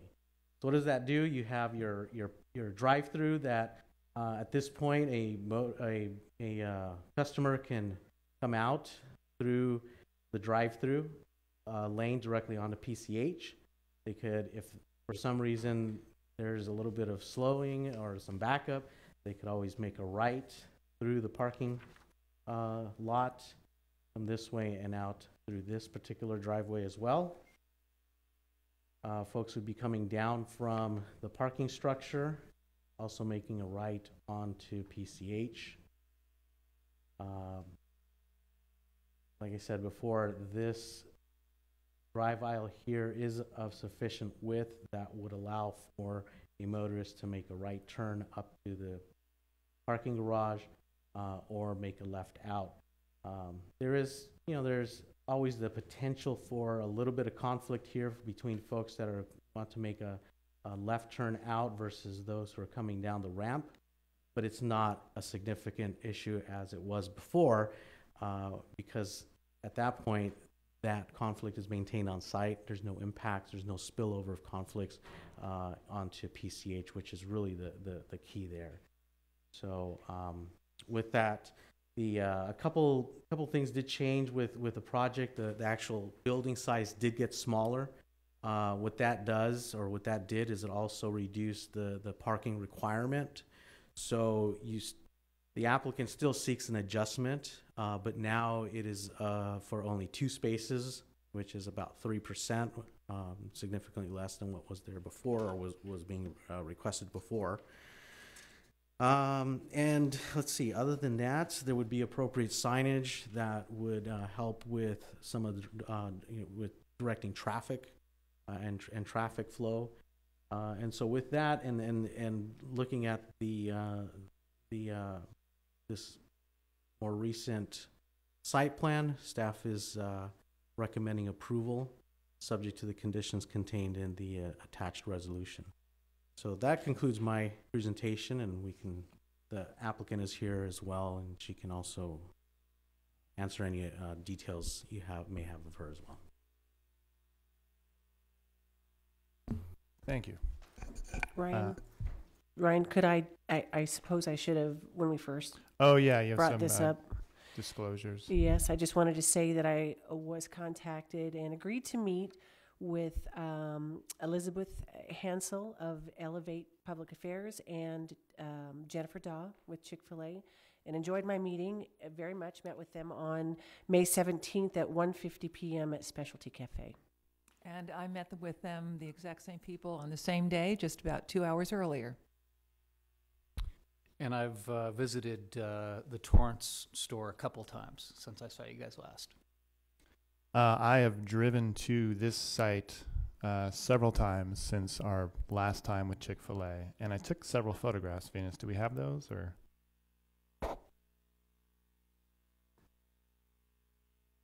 Okay. Yeah, I'll have. Just put in part of the record, and these were just photographs I took from the exit of FedEx, which would be Chick-fil-A's exit during morning commute hours of 9 o'clock. And this was taken right before our May meeting, several consecutive days in a row. And I think we've all been by the site because it's PCH right here in El It is Segundo. PCH.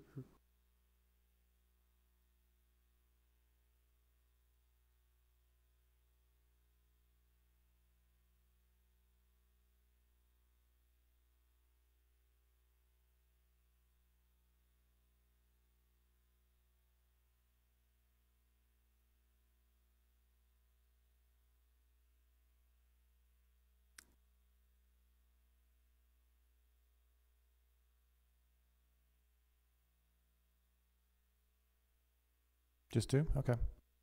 Thanks. Now, Eduardo, I have questions about the mitigated negative declaration. Would you be the person to ask, or would you rather I question someone else?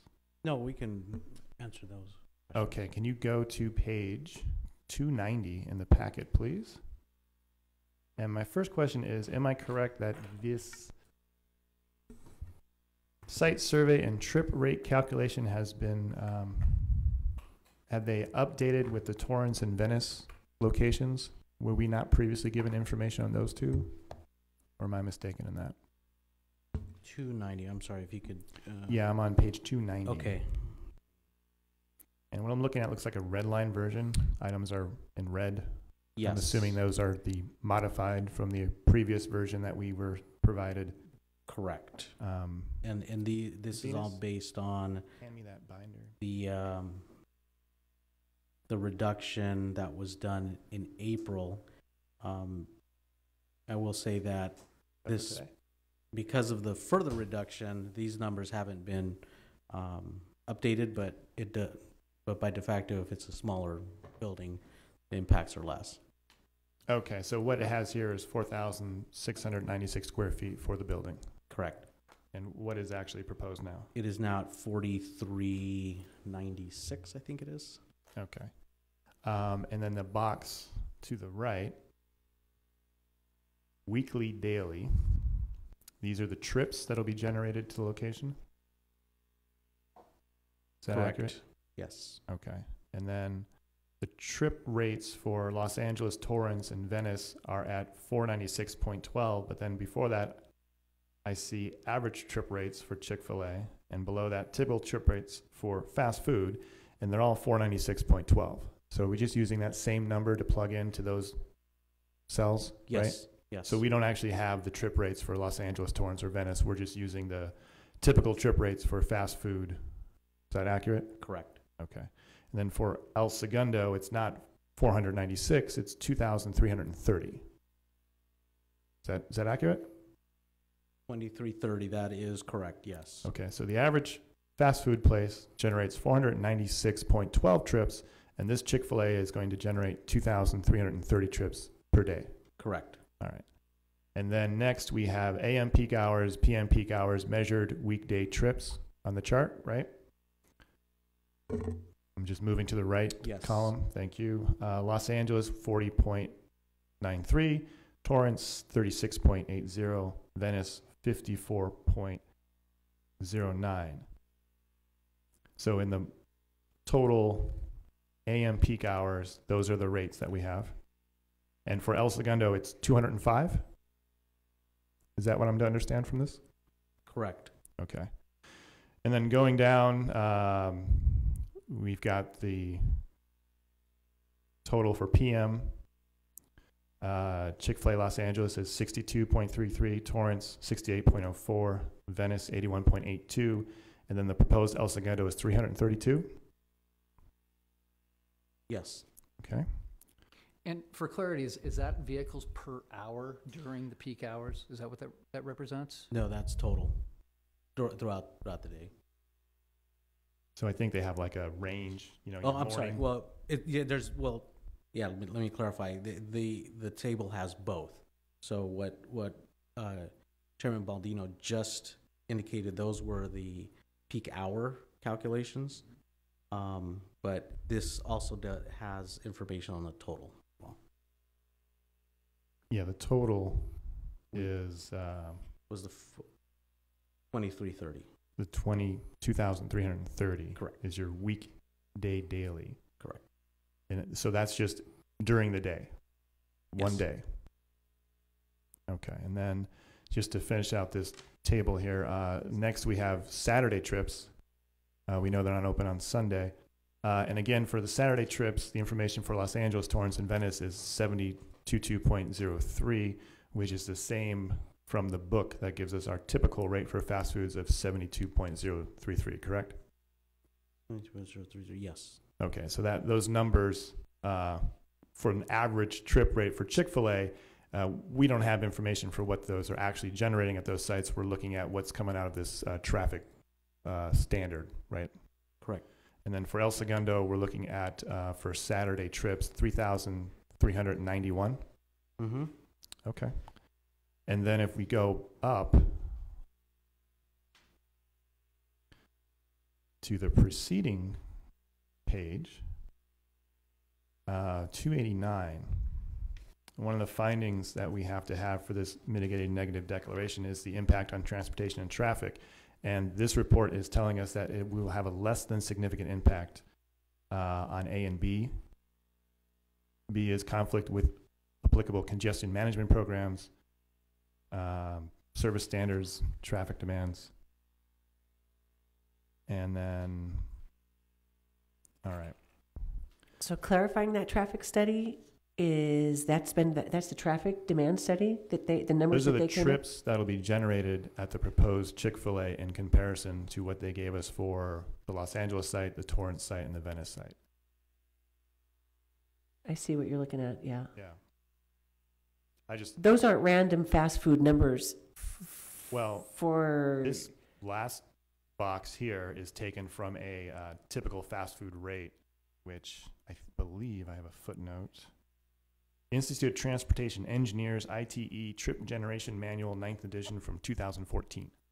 So that's just a number from some book that says, hey, if you're going to open up a Jack in the Box, you're going to get 496 people visiting you in a day. but if you have an In-N-Out burger just up the street, we sort of have some hard facts, what fast food trips really are going to generate.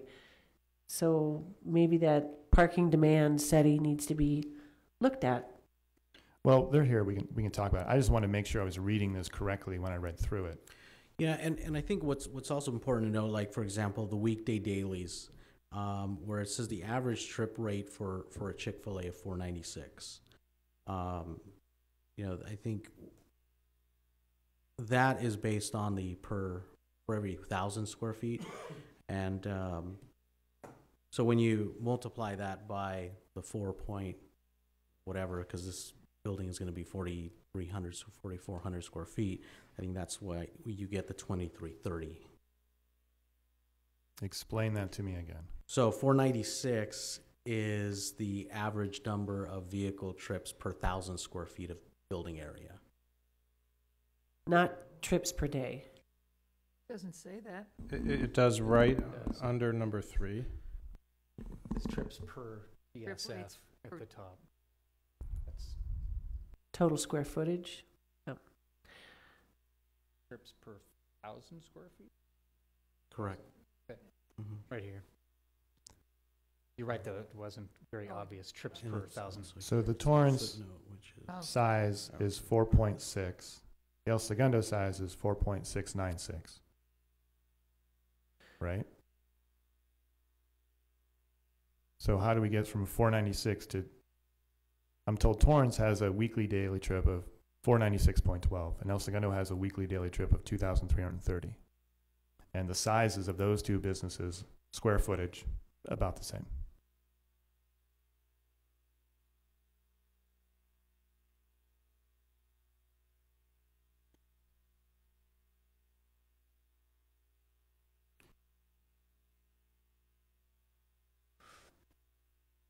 Maybe I know we have the traffic consultant here, so maybe I'll ask additional information from the traffic consultant. Does anyone else have questions for staff before I open up public communications? And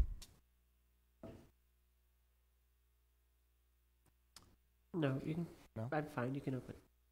Okay. So now we'll open public communication. The first right will go to the applicant, as always. So please step up and tell us your name.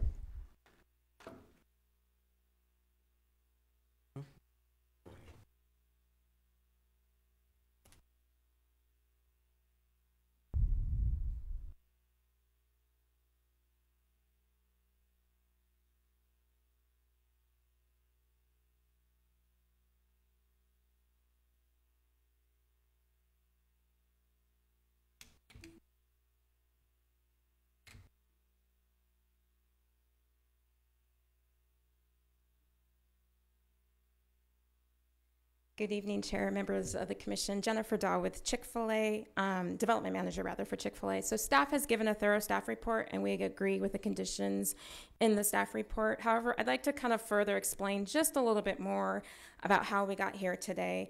So bear with me, we'll kind of gloss quickly over my presentation due to time. And hopefully if you guys have any questions you may ask. So just, I knew I was gonna mess this up. So obviously, just a little bit about us. You know, we're ready to join El Segundo community. We cook, we prepare our food, everything's. We believe that we are a great asset to the community. We build, it's all based on really our foundation, our founder's legacy on how he started the company back in 1946. And we are a home. We like to say that we are that Chick-fil-A where you can stop by and spend some family time within the community, get to know the operator. And we like to now say we are where good meets gracious, because that's kind of like who we are within the community. Just a little bit about us. As we've known, you know, we've gone back a little bit to talk about how drive-thrus are an important aspect for our Chick-fil-A business, because approximately 50 to 60% of our sales all come from the drive-thru.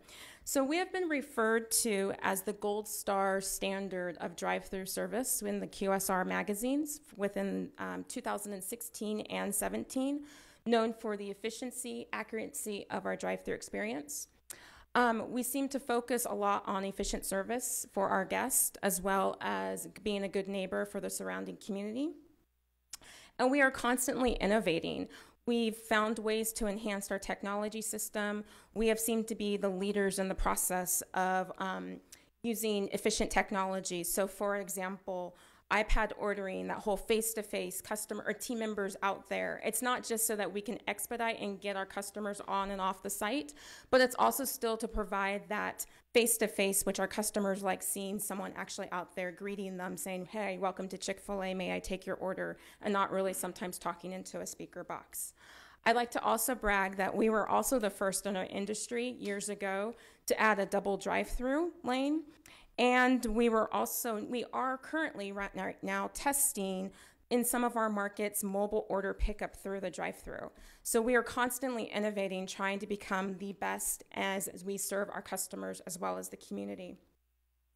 So kind of where did this start? Obviously, started in 2016. We've been working with planning staff, worked with our experts, a long list of experts from Michael Baker, traffic consultant, to our own internal consultants who have really put their eyes and ears and eyes onto this project and examined various layouts, parking circulation, traffic, ordering, trying to find that best layout for the operator, the community, and for the company.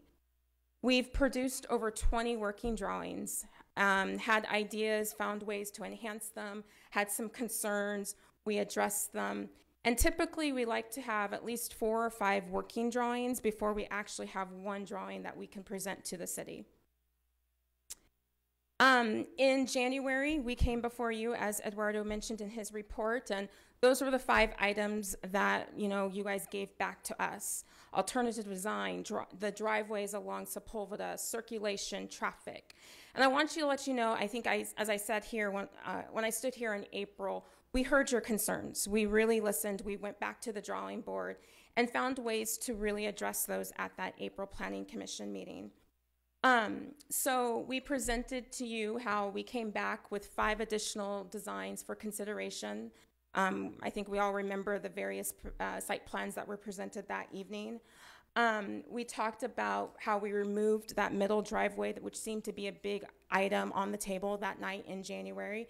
We removed it to help with better circulation. We talked about the stacking capabilities, the improved site circulation, and we funded additional studies at that time to assess the Sepulveda traffic impacts. And I think we all kind of remember that Michael Baker's little Pac-Man simulation, right? That kind of showed cars coming on and off the site. And at that time, they showed that the findings had no change to the intersection ratings and that we were still able to exit our customers out onto Sepulveda. But we know that there were still some concerns, and with that revised layout that was presented that evening. So we heard those concerns, and I took those concerns and comments back to the drawing board internally, sat down with our designers, and came up with a final site plan, which we feel is best for the community, for the operator, and for the success of our business. So kind of just as just a little fun slide to show that, hey, we were trying to be creative and came up with the solution that was presented before you today. So we listened, and this is kind of, I want to let you know how we responded to those 6 comments that were addressed, that were brought up in April. So you asked for the team of experts to continue working on the site plan. You know, I have to say sometimes as experts, we get so much involved in the weeds that sometimes we actually have to take a step back and put a different set of lens on to really ensure that this is actually the best plan for the community, the operator, and our business. And I'm not gonna lie to you, but this has been a journey for us to try to come down to that site plan that resulted, and that's the site plan that's resulted, that's before you this evening. This diligent process has allowed our team of experts to really look at and execute a layout which we are confident will be able to provide the best experience for our community and our customers. You also asked us to avoid to seek the variance on the exit and re-entry onto the site. And with that, we created the internal access from the ground floor to the upper deck. And that actually now conforms to your city municipal code, where no cars are going out onto Sepulveda coming back up, using it as any form of continuation. We increased the safety for pedestrians by adding additional signage, and I'll have a slide that kind of shows how we plan on doing that. We considered reducing the size of the building. And that was a big thing for us because, again, we want to make sure our operator is set up for success for the community. So we originally, our square footage that was presented to you in January was at 4,936. And today's square footage is 4,386 square feet. We are still underparked by 2. And I just also want to mention that at Planning Commission in April, it was mentioned that we were underparked by 8, but actually in reality, we were underparked by 5. So I just want to clarify there was some confusion on that, but to also show that you asked us to reduce the square footage, and we have reduced it significantly, about 600 feet. Traffic was a big comment. We did that obviously by addressing the internal flow reconfiguration, so the whole ramping. Basically now everyone enters in off Maple, and there will be dedicated lanes for drive-through and for parking. And we created the 2 opportunities for the drive-through patrons to exit out onto Sepulveda. And we did an additional queuing study. We provided, if you recall, our first queuing analysis looked at Lakewood, Northridge, and Valencia. And we updated those studies and presented that to you in April. However, you had asked us to examine locations that were probably more comparable to El Segundo. So we examined South Bay and Venice, and our traffic consultants with Overland Traffic Consultants are here to answer any questions on the traffic analysis. So how does this all look? Kind of similar to how Eduardo presented. You have our building right there, the 4,386 square foot building. You have customers entering in off Maple within the 2 dedicated drive-through lanes with the pickup lane. And they have the opportunity to exit out onto Sepulveda, either going straight ahead or turning and exiting out onto the northern driveway. For our parking, Customers also will enter off of Maple, and they have that ability to ramp up to the parking deck, as well as coming back down, they will ramp back down and exit out onto Sepulveda. One of the things when we presented that revised plan to staff, they asked to make sure that it meets your municipal code with the ramp reconfigurations. You can't really read that, but basically that's just to show that our engineers have looked into the redesign of the ramp modifications, and they were able to basically make the slope work. But just want to make sure that everyone understands that we're really only redesigning the bottom portion of the ramp, because that's not what's currently up to code. Everything else will remain the same. So a couple of things that were talked about as to safety as we reconfigured this ramp and configurations for pedestrians, and basically how is it all going to look for safety concerns. So typically on our restaurants, we always, when we have crosswalks or any type of pedestrian and traffic, we have directional signs which will indicate pedestrian crosswalk, as well as watch for vehicles. This picture actually to the far right was actually taken this morning as I exited a parking structure in Alhambra this morning for a meeting. And I thought to myself, this is something that actually we will have bump delineators as people exit, leave our drive-through, getting ready to cross over that crosswalk onto Sepulveda. And it's actually a way to help calm traffic down, to let people know, hey, there are still pedestrians if they don't see the signs. Upper deck, an idea that we have as people come in off Maple, we just want to make sure that people understand to continue right to go up to the deck. So that will be a sign that will be placed inside our property, which will point for people to turn right. We also have proposed a stop sign to help with anyone coming down and going up. I heard some concerns about, well, maybe how will that work? So we've proposed a little stop sign or a yield sign, but again, a parking lot directional sign so people can go up to the ramp. The monument sign, we are allowed one monument sign on Sepulveda, and this monument sign will be as customers are traveling obviously northbound. It's an example only, it's not in the precise location, but it's just to show that it will direct our customers to let them know to enter in off Maple. And that wonderful FedEx sign that's on Maple, we have the ability to reface it. So it will be refaced and look like that. So people know when they enter in off Maple for parking to keep right as well. And typically in our drive-thrus, we also have the clearance bars. So our thought is to somehow delineate this on the parking structure entrance with the hanging those, or possibly even painting them on the pavement that will identify drive-through 1, 2, and parking. So I guess as I conclude, it should be noted, as I mentioned this morning, and as I started my presentation, that we agree to all the conditions in the staff report, and also agree to condition number 5 for the 6-month review. It should be noted that that 6-month review also provides the opportunity to address any potential improvements after opening. But as I mentioned, we are constantly in the field making changes after opening to ensure that everything runs smoothly. So these are just some additional ideas that we had. Should we ever, run into that 6-month review and something's wrong, we can say, you know what, hey, let's look at possibly modifying the on-site circulation, or does it need to have additional signage? Do we need to have additional staff members out there? Obviously, these are just some suggestions, but it should be noted that we are continuously reviewing our business operation plan for safety and traffic flow. And we always are finding ways, as I mentioned, to implement best practice management plans to improve our customer services. We are continually finding ways to maximize the drive-through experience for our customers and mitigate impacts, because at the end of the day, it is our best business interest to have a highly functional drive-through serving our customers and our community.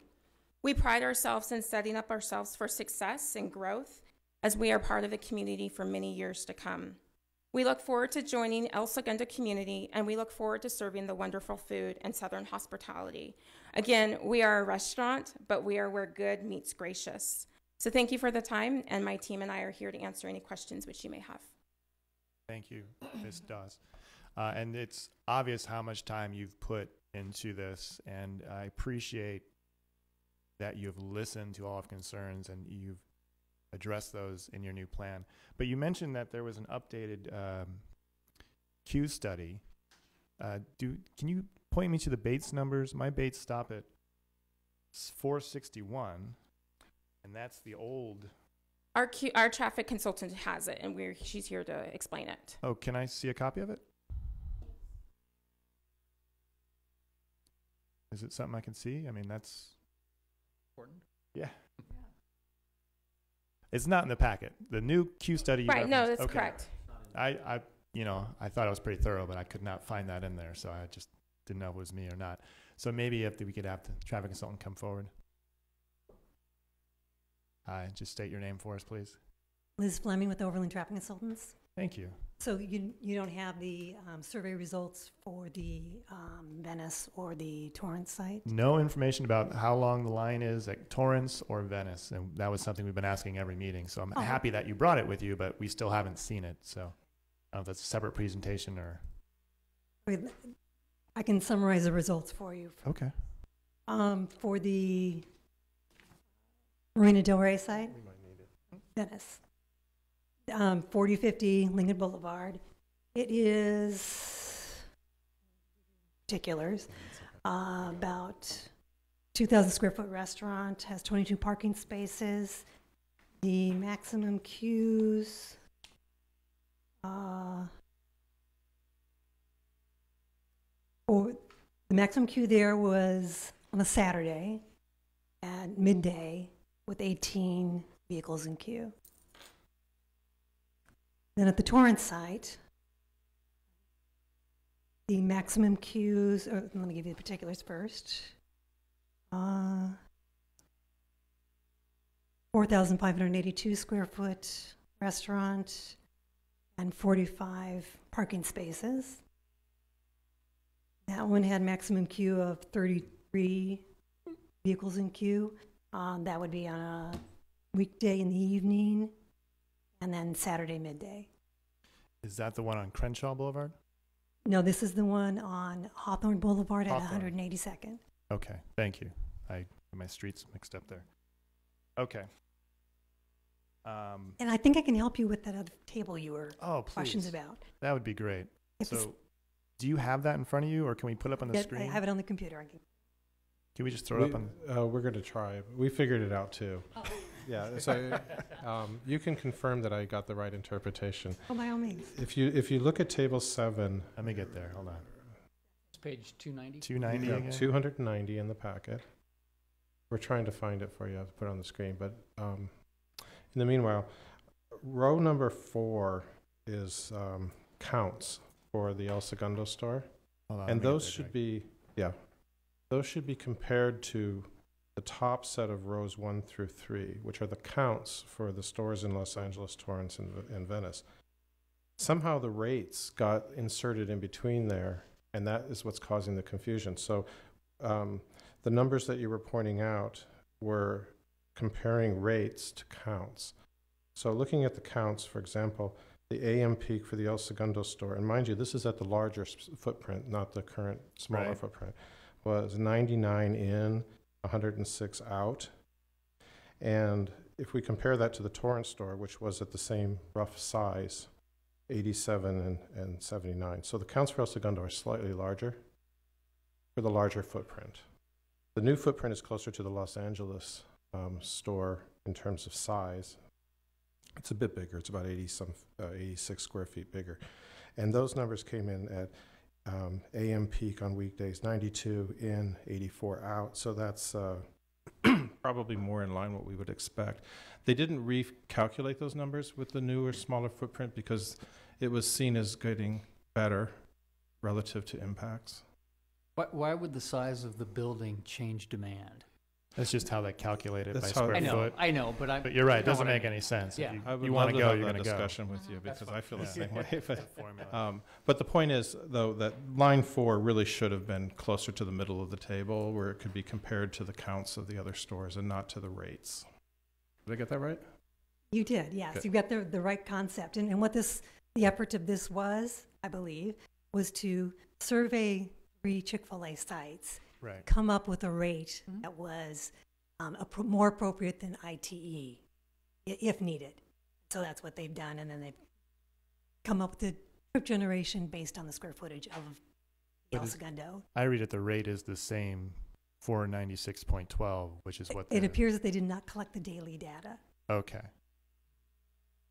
Okay, but the proposed El Segundo is still 2,330.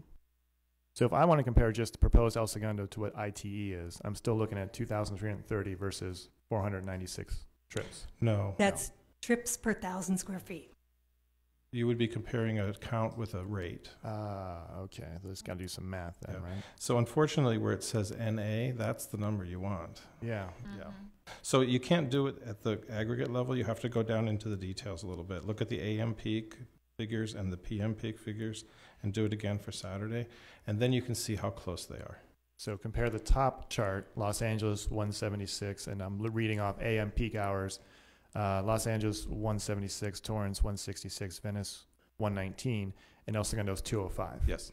Those are the comparable numbers. And if I can explain that further. Sure, please. What that is those first 3 numbers that you read off, those are the captured rates at those 3 Chick-fil-A stores. So those were averaged and then applied per square foot to the proposed Chick-fil-A site at the 4,696 square feet. And that's how you got the 205. Yes. It wasn't her, though. It was the other consultant. Correct. And this is in response to a potential criticism that ITE may be too general. This is more specific to this region and this restaurant And this brand. Right. Exactly. Right. So is it safe to assume that El Segundo projections are going to be busier than the Torrance store? No. Well, because- it's per 1,000 square feet. It should be very similar to.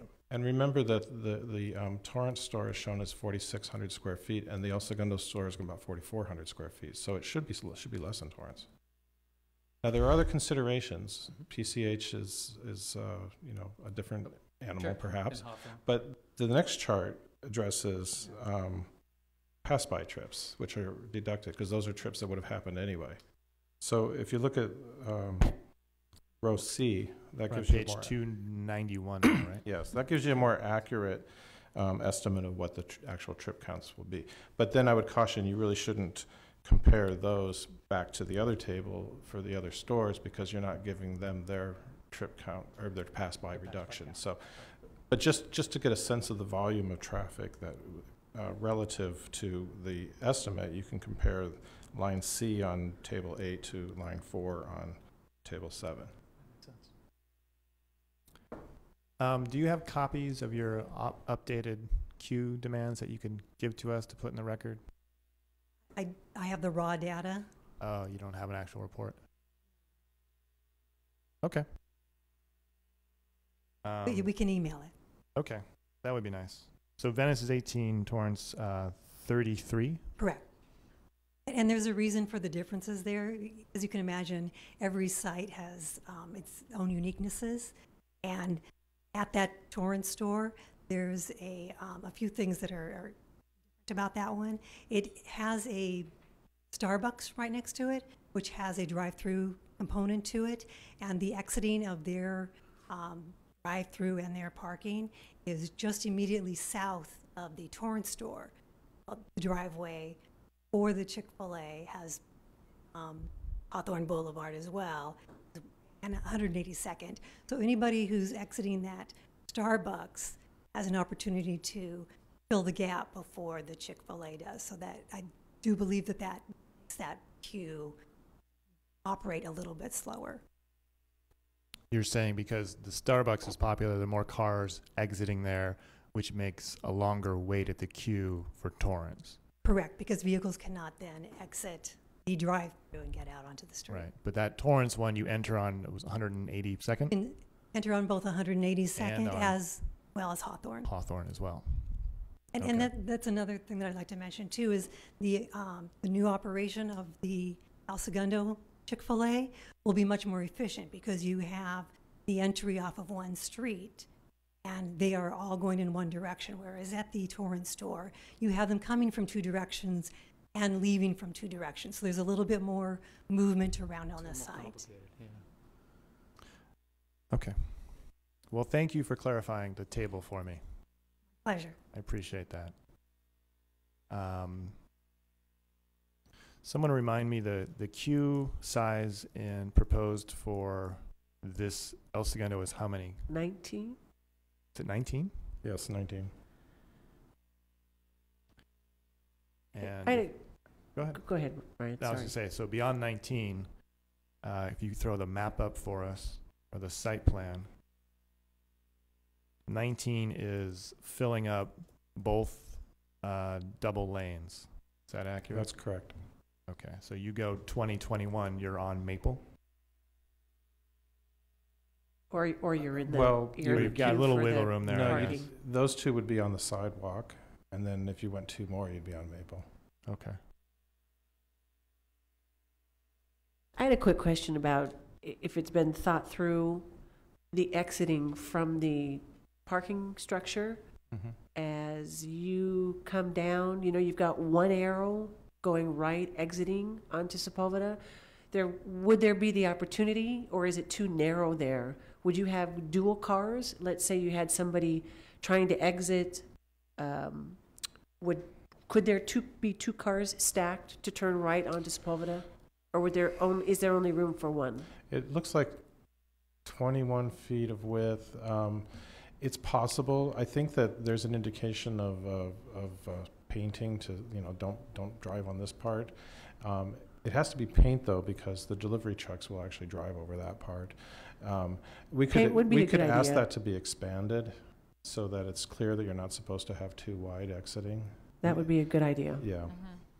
Because right to the north of that, where all the riding is, that's where your gas station is, and there's like two curb cuts there. Yes. Yeah.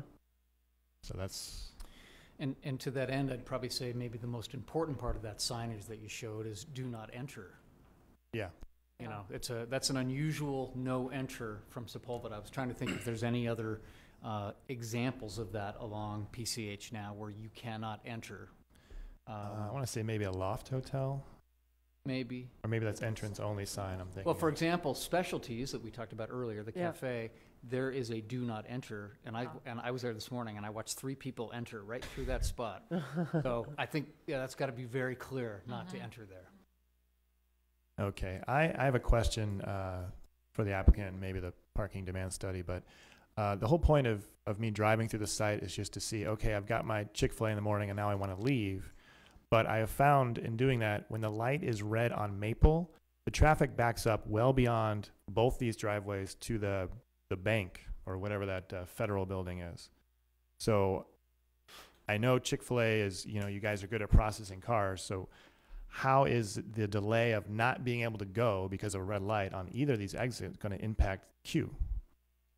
You're right, that can be an issue, especially in the morning, because that's when that northbound travel on PCH is high.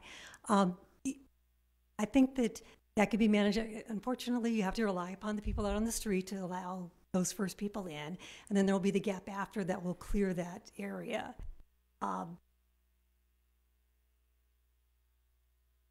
I don't know anything else to say. Also, the morning business at Chick-fil-A is lower than both the afternoon and the evening, so you're also hitting it at its lowest time period.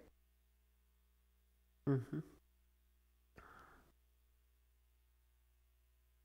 I came out of Ralph's the other day, not turning onto Mariposa, but going to Pacific Coast Highway. From there was a person in front of me. There were 2 cars behind me. By the time I could actually get out, it was solid. This was in the afternoon. Then finally, when it cleared out, the person in front of me clearly wanted to go all the way over to make a left turn, as did I. And so we finally just waited, queued 4 cars behind me, and people trying to get out of the handicap spot. I mean, it was awkward. I will say it did work out. You know, it did clear, and we all managed to make it happen. And I would suspect you're going to do your very best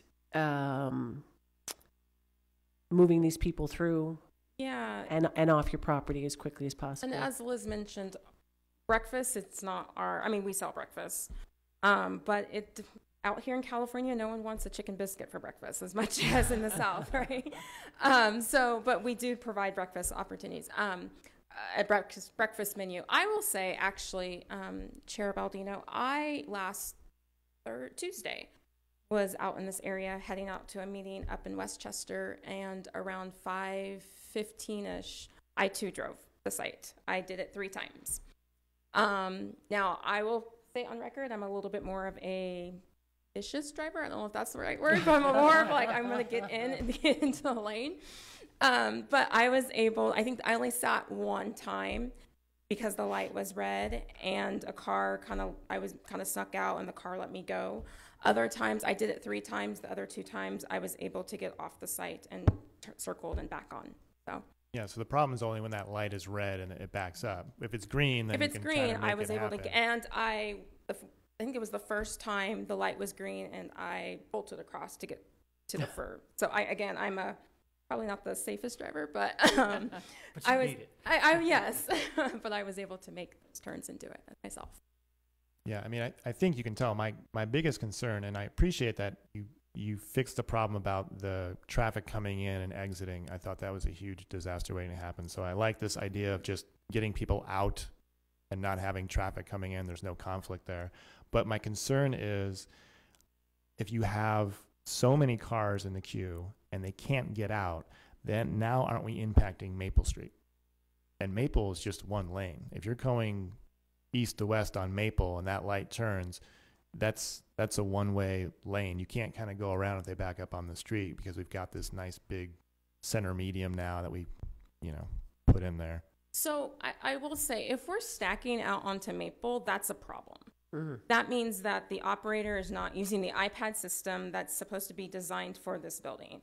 So every building moving forward that we design, we equipped it with great internet security or internet systems and provide the operator at least a minimum of 2 iPads. And then if they need more, they'll purchase them or we help them. So if he or she is stacking out onto Maple, that's a big problem because they're not using the iPad ordering.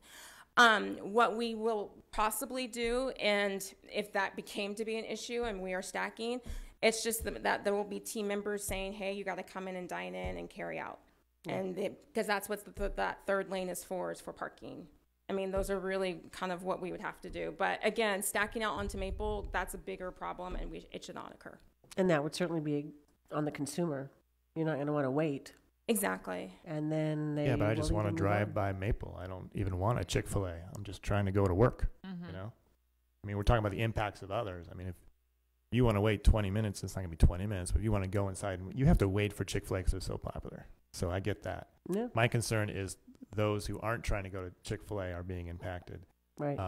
And to your point, Torrance does have the iPads because I've been there. Mm-hmm. I was there counting cars, and now I go all the time because it's a good sandwich and it's very clean. It's I very was at well Torrance run. 3 weeks ago watching his operations. But I've seen Torrance back up until to 182nd or whatever it is, and they have the iPads.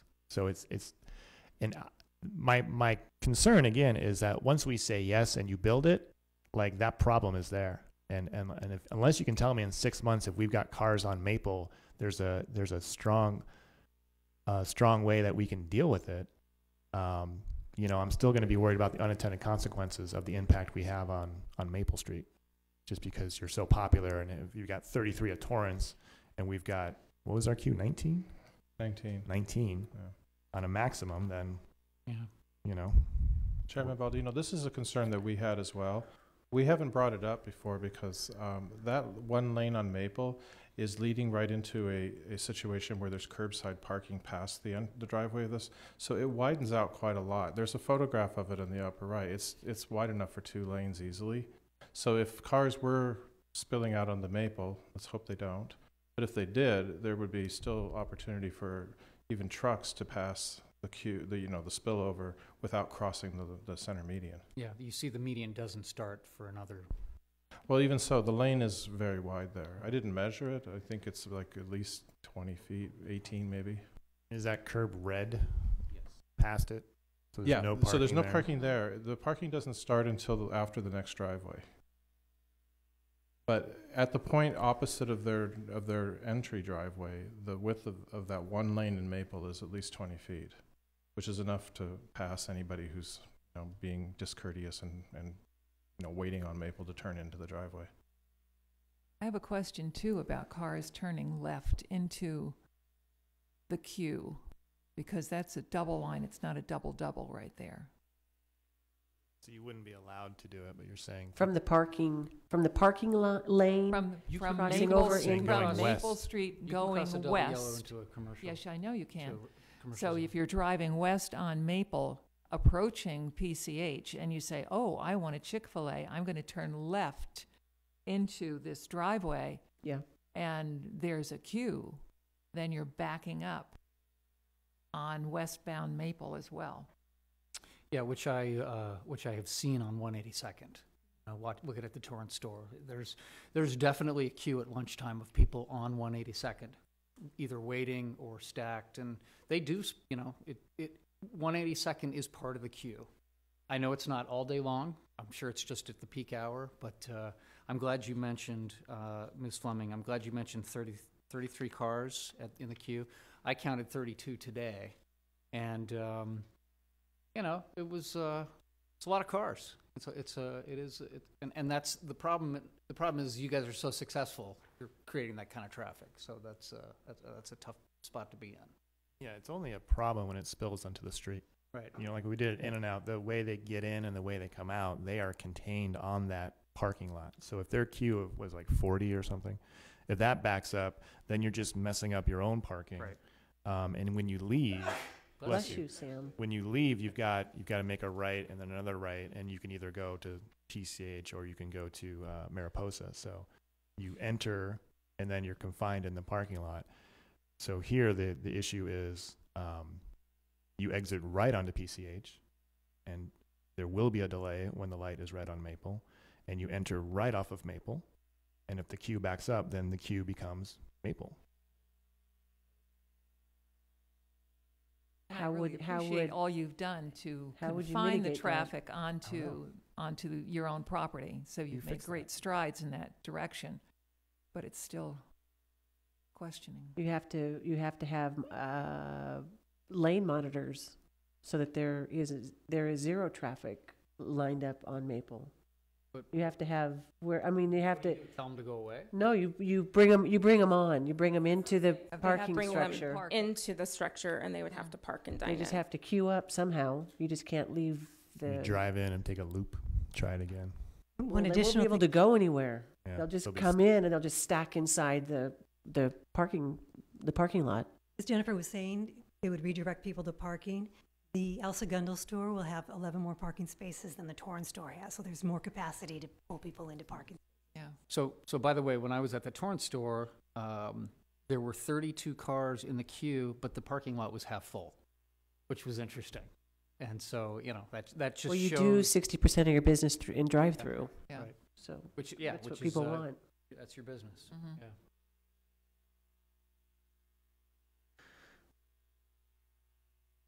Mr. Chair, in speaking with the planning Mr. manager, King. just a reminder that this is a conditional use permit, so the planning commission can tailor conditions as part of the project approval, and then there's a 6-month review, and then if there's any violations of those conditions, then the CUP can be revoked by the city.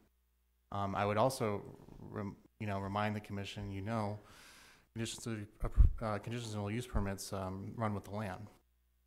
So once you approve the CUP, we'd have to have a public hearing. There's due process requirements once that entitlement is given. So it's a big deal issuing a CUP, but there are ways that we can mitigate it with conditions that would be subject to revocation or review by the Planning Commission. Well, no one wants to revoke a property right once been granted and they've built it out. What I want to hear are ideas and suggestions on, let's say this is a problem on Maple. how do we solve it? You know, there isn't any more driveway we can build there. Well, you know, and speaking with Greg, you know, you could condition that there will be no queuing on Maple, and that they have to have, you know, parking attendants making sure that there are no cars backing onto Maple. And then, you know, as part of the 6-month review, you can have, you know, staff can be monitoring it, making sure that they're complying with that condition. And then if, even after the 6-month review, if they violate that condition, then we could, you know, call them back in here and say it's queuing on Maple. So we can tailor a condition that can address the potential impacts. And then it would be up to Chick-fil-A to make sure that they're complying with that condition. Obviously, you know, it might be difficult for them, but if that's a concern, it can be mitigated as part of the conditions of approval.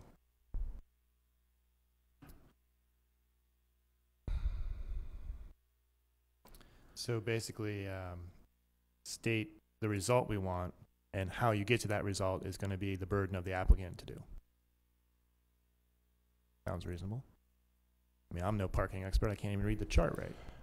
Well, there was a design flaw there. But the other thing to remember is that the 6-month review condition, which is condition number 5, also has language in there that allows us to call it, you know, to call the review sooner. It doesn't have to wait for 6 months if there's an egregious problem.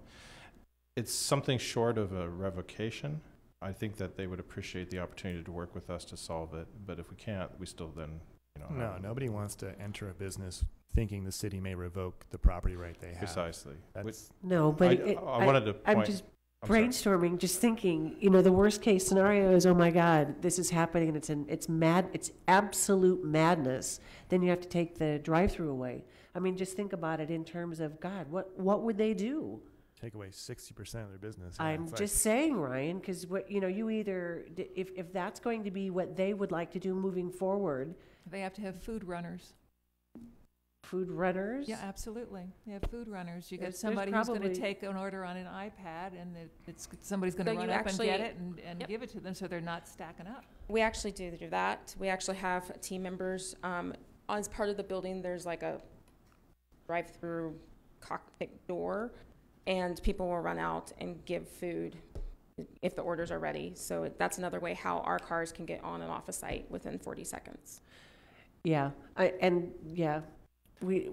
is absolutely I know the concern Ryan's talking about, because they're really, really busy intersection, and it's not what happens once it's on the site, but when it overflows onto Maple and or Pacific Coast Highway, that's going to be an issue. But you're not entering in anymore, which is great. Mm-hmm. So coming in through Maple, having that area stack up, I think is going to be a big concern. And I think if we did create some language that would eliminate that cannot happen, any queuing on the street on Maple is absolutely cannot happen, then, you know, that would have to be an internal thing for you on site to get those cars there, even though they're queued up waiting to get back off of Pacific Coast Highway.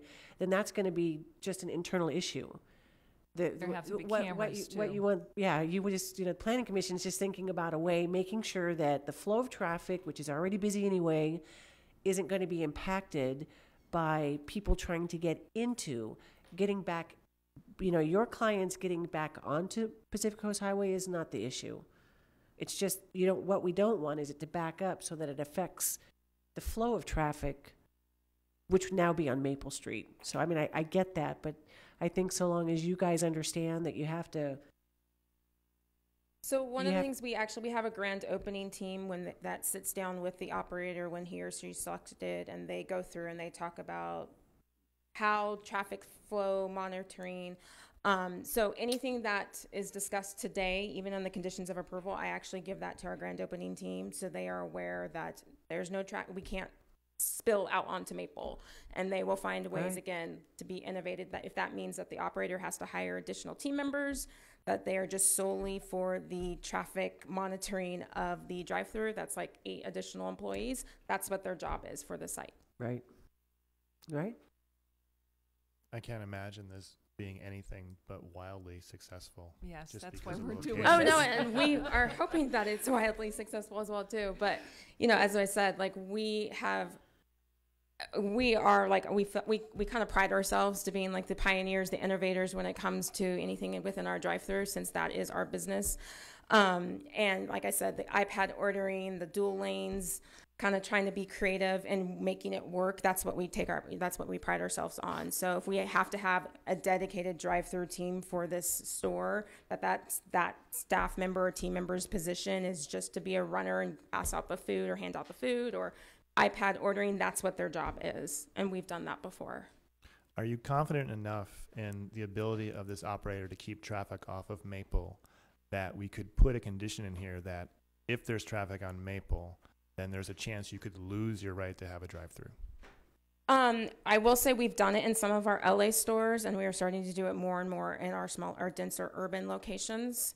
It's not something that we like to do, but we understand that we take pride and we want to make sure that we are being best in the community. Yeah, and I not would love impacting. nothing more than to be wrong about all of this. And we hope that we're, you know, Right, and if we you're don't telling spill me out. we're going to take care of it, it's not going to happen. My question again is, are you comfortable with a condition that we write on here saying that if cars stack up on Maple, you may lose your right to have a drive-through of any kind?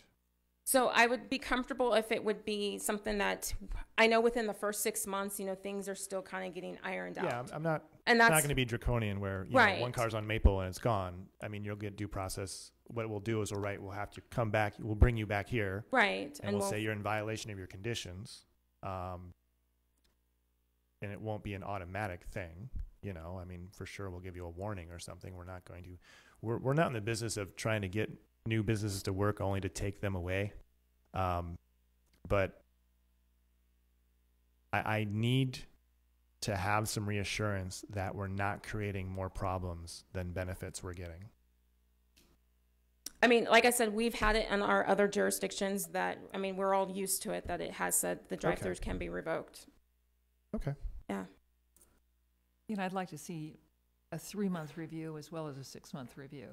Well, I think we have language where, you know, 6 months is let them work it out. Mhm. 3 months might be a little. I think 3 months quick. is a little, too quick. But we have the right to call them in at any time. Okay, let's so keep if that. the city gets reports there are problems with cars on Maple, that will trigger our right to call them back in for a review of their CUP. And I just want to put them on notice now that the ultimate result may be losing the privileges of having the drive-through. And now you just got a sit-down restaurant, and they have those. There's one in Torrance, like 2 blocks from the one on 182nd. Yeah. So it's not. I mean, it is 600 business. It's not what they want, but this way, let the experts deal with the problems, you know. And our job is just to protect everyone else in the city from these unintended negative consequences. So to me, that would seem a reasonable step. I agree. You know, I'm not crazy about it, but if they make it work, then You've made all these changes. Yeah, if that's to the- make, if you know, that's the issue. to help the traffic and help the parking. So I'm confident that you'll be able to find some way to make it work for yourselves. That is our business, and that's what we plan on doing. Chairman Baldino, if the commission desires, we could include a condition. We could read it into the record that. Oh, we're gonna write it right now. Yeah, that simply states. That's Mr. King's job. We're gonna add like 5.5, and so that they agree. I just want everyone to be on the same page here. You know, there aren't gonna be any surprises. Our expectations have been more than expressed. Chick-fil-A has listened and they have responded. So that's the direction I'm leaning, and I think we have at least a consensus on that. But we're not even done with public communications, so I let Mr. King think about the verbiage.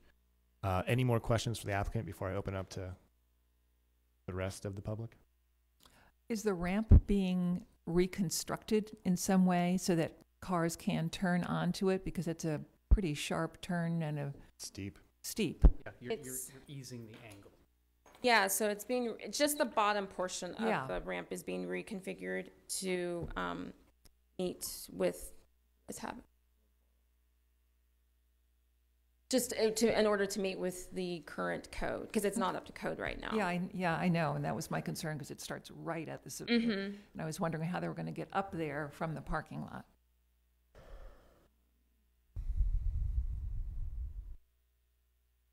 As it turns out, the bottom of the ramp is actually below the street surface right now. So Mhm. part of the solution is to build that up. Okay. So where it says, you can't read that, but where it says Yeah. proposed ramp modification. Yeah, but that means nothing to me. I know, it does means nothing to me either, but it's, yeah. Yeah, Greg's description was good. Exactly. That's all right. If there's not a visual, I'll accept it. All right, any other questions for the applicant? All right, thank you, Ms. Toss. Perfect, thank you. Anyone else wishing to discuss this or make any comments, please step forward.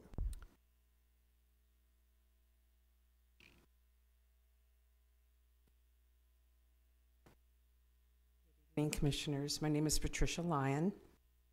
For purpose of disclosure, I'm the Planning and Land Use Chair for the Neighborhood Council of Westchester Playa del Rey and have been in that position for over 10 years and serve on that committee for almost 20 years. It's been my experience, in fact, Chick-fil-A has come before my commission 2 times on 2 locations in the Westchester Playa del Rey area.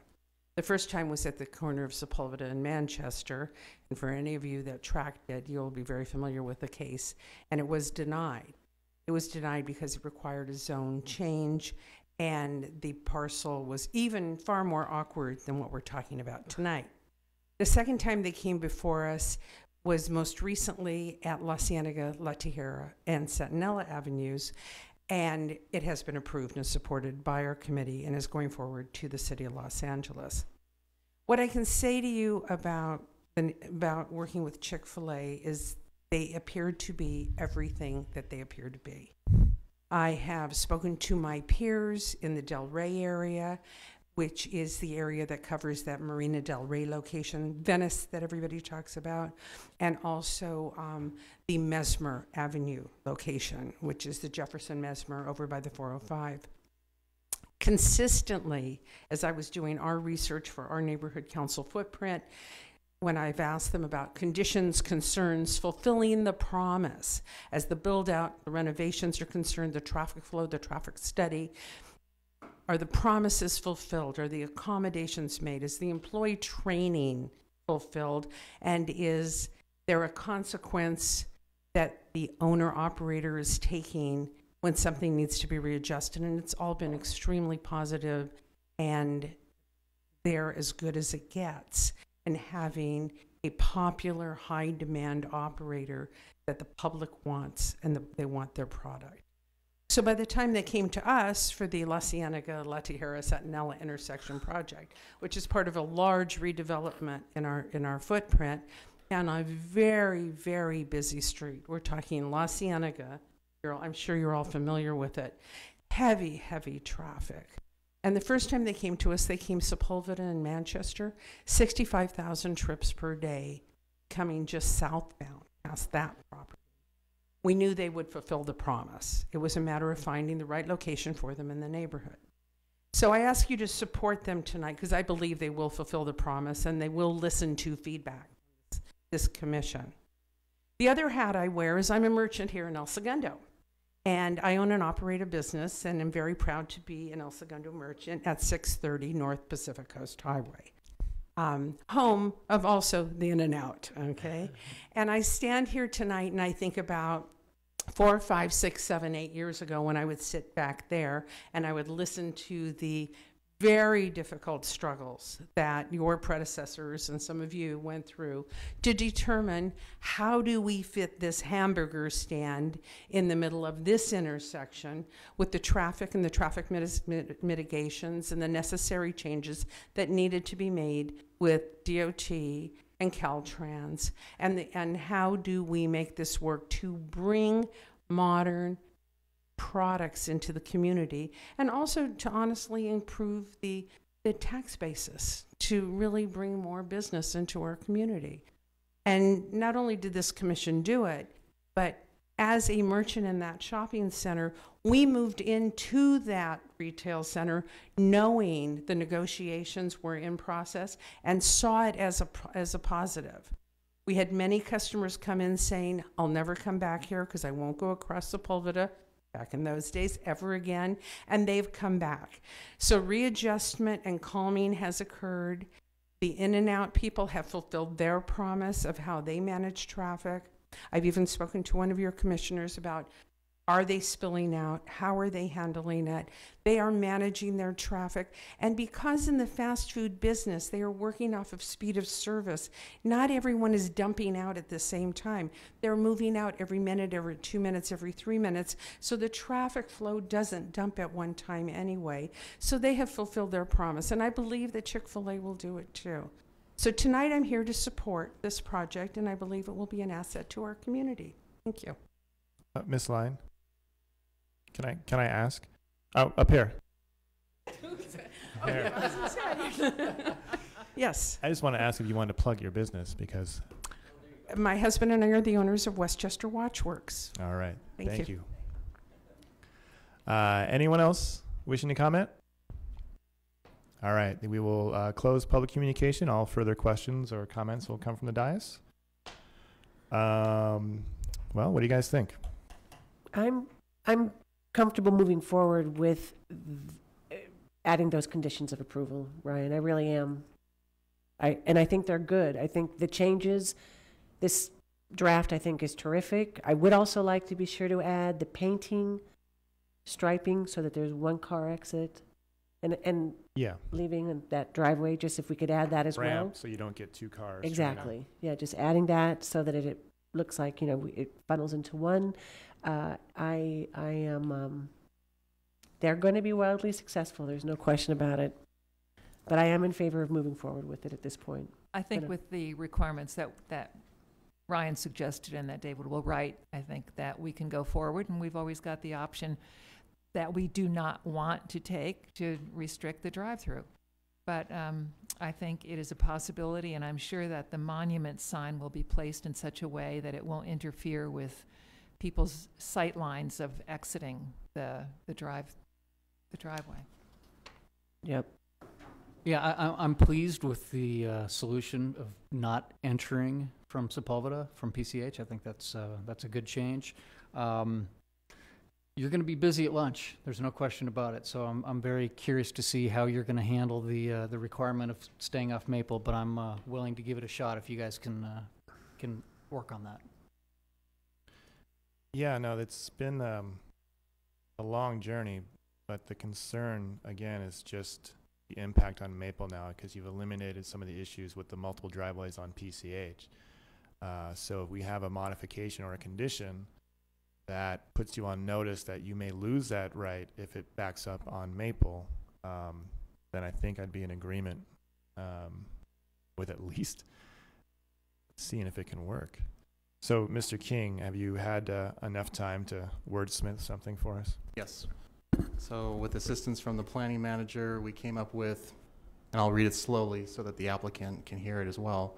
The applicant and the drive-through operator must ensure that the drive-through queue does not cause traffic to stack or block onto Maple Avenue at the drive-through entrance at any, block onto Maple Avenue at their drive-through entrance at any time that the store is operating.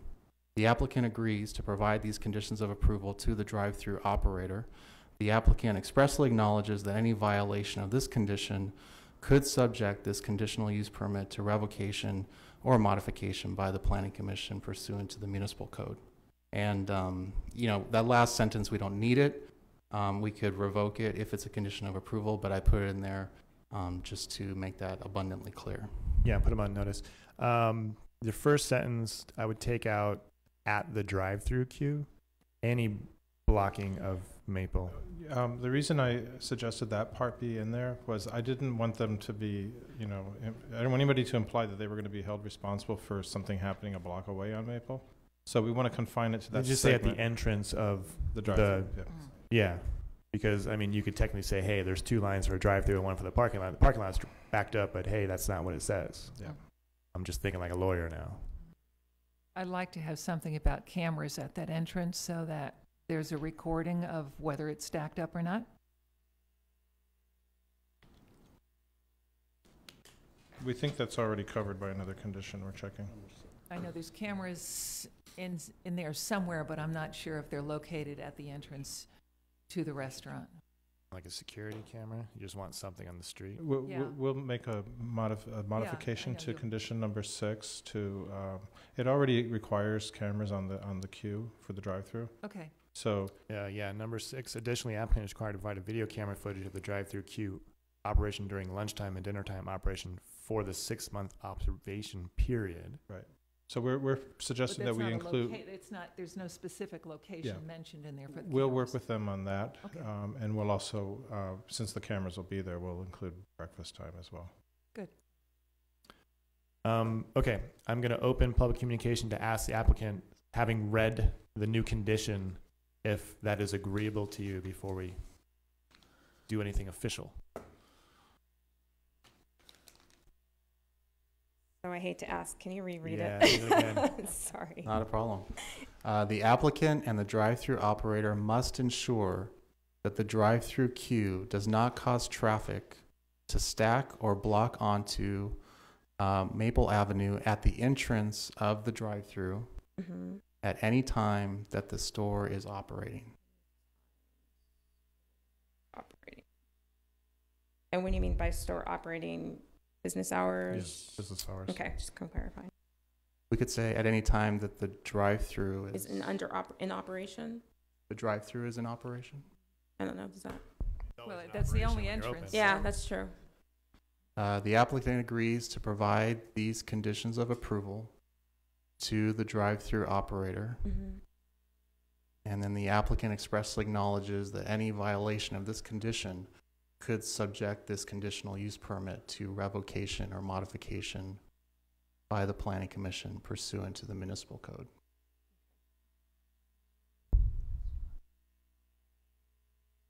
The reason we put drive-through operator just because the conditional use permit is for the drive-through. Yeah. Thank you. So they could potentially, they're just on notice that if they can't make it work, they could lose the privilege of the CUP. I mean, they can still have a Chick-fil-A, they just wouldn't have a drive-through. So if they didn't have the drive-through and they still had traffic on Maple, would that be an issue if they had just sit-down restaurant? Is there any difference? Well, we're only here for the CUP. I mean, In the we're unlikely, Well, you're here for the approval of the project. In the unlikely event that the drive-through is made to go away, it would free up a lot of land for additional parking. So it's quite possible that everybody could be accommodated. But I'm only saying that seems to be the issue. Well, there's So if you want to protect the traffic on Maple, you know, perhaps that language should just be different. That's all I'm saying. It's tricky though, because if the CUP is revoked, then the conditions of approval are all revoked as well. Right. Which is probably a big incentive for us to just do modifications rather than revocation. Yeah, the only reason we get to put restrictions is because they're asking the city for this conditional use permit. So we say, okay, you can do that, but you have to do this for us. If we take it away from them, then, you know, it exists on its own through just the code and the zoning and all that stuff. That makes sense? It makes sense, but should there be traffic backed up, then you just worry about that then at the time? I think without a CUP, we have no way to regulate. Okay. But for them coming to us asking for special permission allows us to ask for special restrictions and monitoring and all these things. Once we take that away, like you said, all of these restrictions go away too. Right. So that's a risk. Just opening a restaurant. That's allowed. Right. Right. We're here to talk about the drive-through, and I think we've thought of every possible worst-case scenario and tried to address it up to the point of saying we'll take the drive-through away. If it's backing up on Maple and it's not working, then you don't get a drive-through. But beyond that, I don't think we have any authority to say, you know, you got to close down or add parking. I mean, they're fortunate to have that parking deck as it is. So I agree. Oh, I agree. And, all right. You know, and just to, you know, make it abundantly clear, you know, a revocation, obviously there would be due process requirements. The city would have to demonstrate evidence that they've been violating the conditional use permit. So it's, you know, it's not something that we would undertake lightly, but it is an option. So, Mr. King, do we need to write in there? I mean, we have a 6-month review, but if the problem occurs, we have the right to call them in at any time? Or do we need to write that in? If there's a problem that can't wait for the 6 months, the language of that condition allows us to address it. Okay. 'Cause clearly, if it's that bad of a problem, we wouldn't want to wait. Well, give them some leeway when they open. I would appreciate some leeway. I'm more concerned about after 6 months, I'm just a year. imagining that if it backs up even around the corner and onto PCH, then we've got a serious problem. Oh, yeah. Again, we have a serious problem if that Yes. happens. Exactly. Trust me. So we're covered on that issue. That's the point I was trying to make. Maybe what we do is maybe we should have a sentence about the drive-through operator's contact information being So made. yeah, so typically, usually what happens, like I said, we'll give these conditions to our grand opening team / new operator. And some of the communities that we've worked in, we've actually have made that introduction with the operator to city officials, leading up, not just so that they can come to the grand opening, but they know who that point of contact is. So we will be more than welcome. We haven't selected an operator yet, but once that operator is selected, he or she, I can make sure that that person's name is on file. Okay. All right, thank you. So I'll once again close public communication. All right, any further comments from the dais? I think we're nudging our way towards a consensus at 8:20. Mm-hmm. Yeah. No, I think we include that new language. I think we're okay. All right, well, I'll accept a motion as modified by city attorney. I make a motion that the environmental assessment number EA-1181, conditional use permit number 17-01, administrative adjustment number 17-07, and parking demand study number 17-04 is accepted. All right, there's a motion. Do we have a second? I second. Do we need to include? Oh, yeah. Including amending that motion, including the new language regarding traffic on Maple Boulevard. Maple Right. Ave. So, as I understand, we have a motion to approve as modified by the city attorney on the record. And do we have a second for that? Yes, we do have a second. Okay, motion and second. All in favor? Aye. Aye. Aye. 4-0. All right, thank you. That brings us to agenda item J, report from Building and Planning Safety Director Designee. No report tonight. Thank you, Sam. Okay, upcoming agenda items and schedule. I didn't see anything in the packet. You want to just tell us? Yeah, because I'm generally going to provide that every other meeting, Okay. because it just changes so much lately. So. Oh, and I'm sorry, I should add that that conditional use permit is subject to appeal within 10 days. So it's not final. Yeah. It's a final decision unless it's appealed within 10 days. So you have the right to appeal to city council within 10 days. You want to do this all again, you can. If you want to say, never mind. Thank you, Mr. King. Okay, so fair enough on the upcoming agenda items. And now a report from the city attorney's office. Sorry, nothing to report either. Oh. Okay, planning commissioner comments?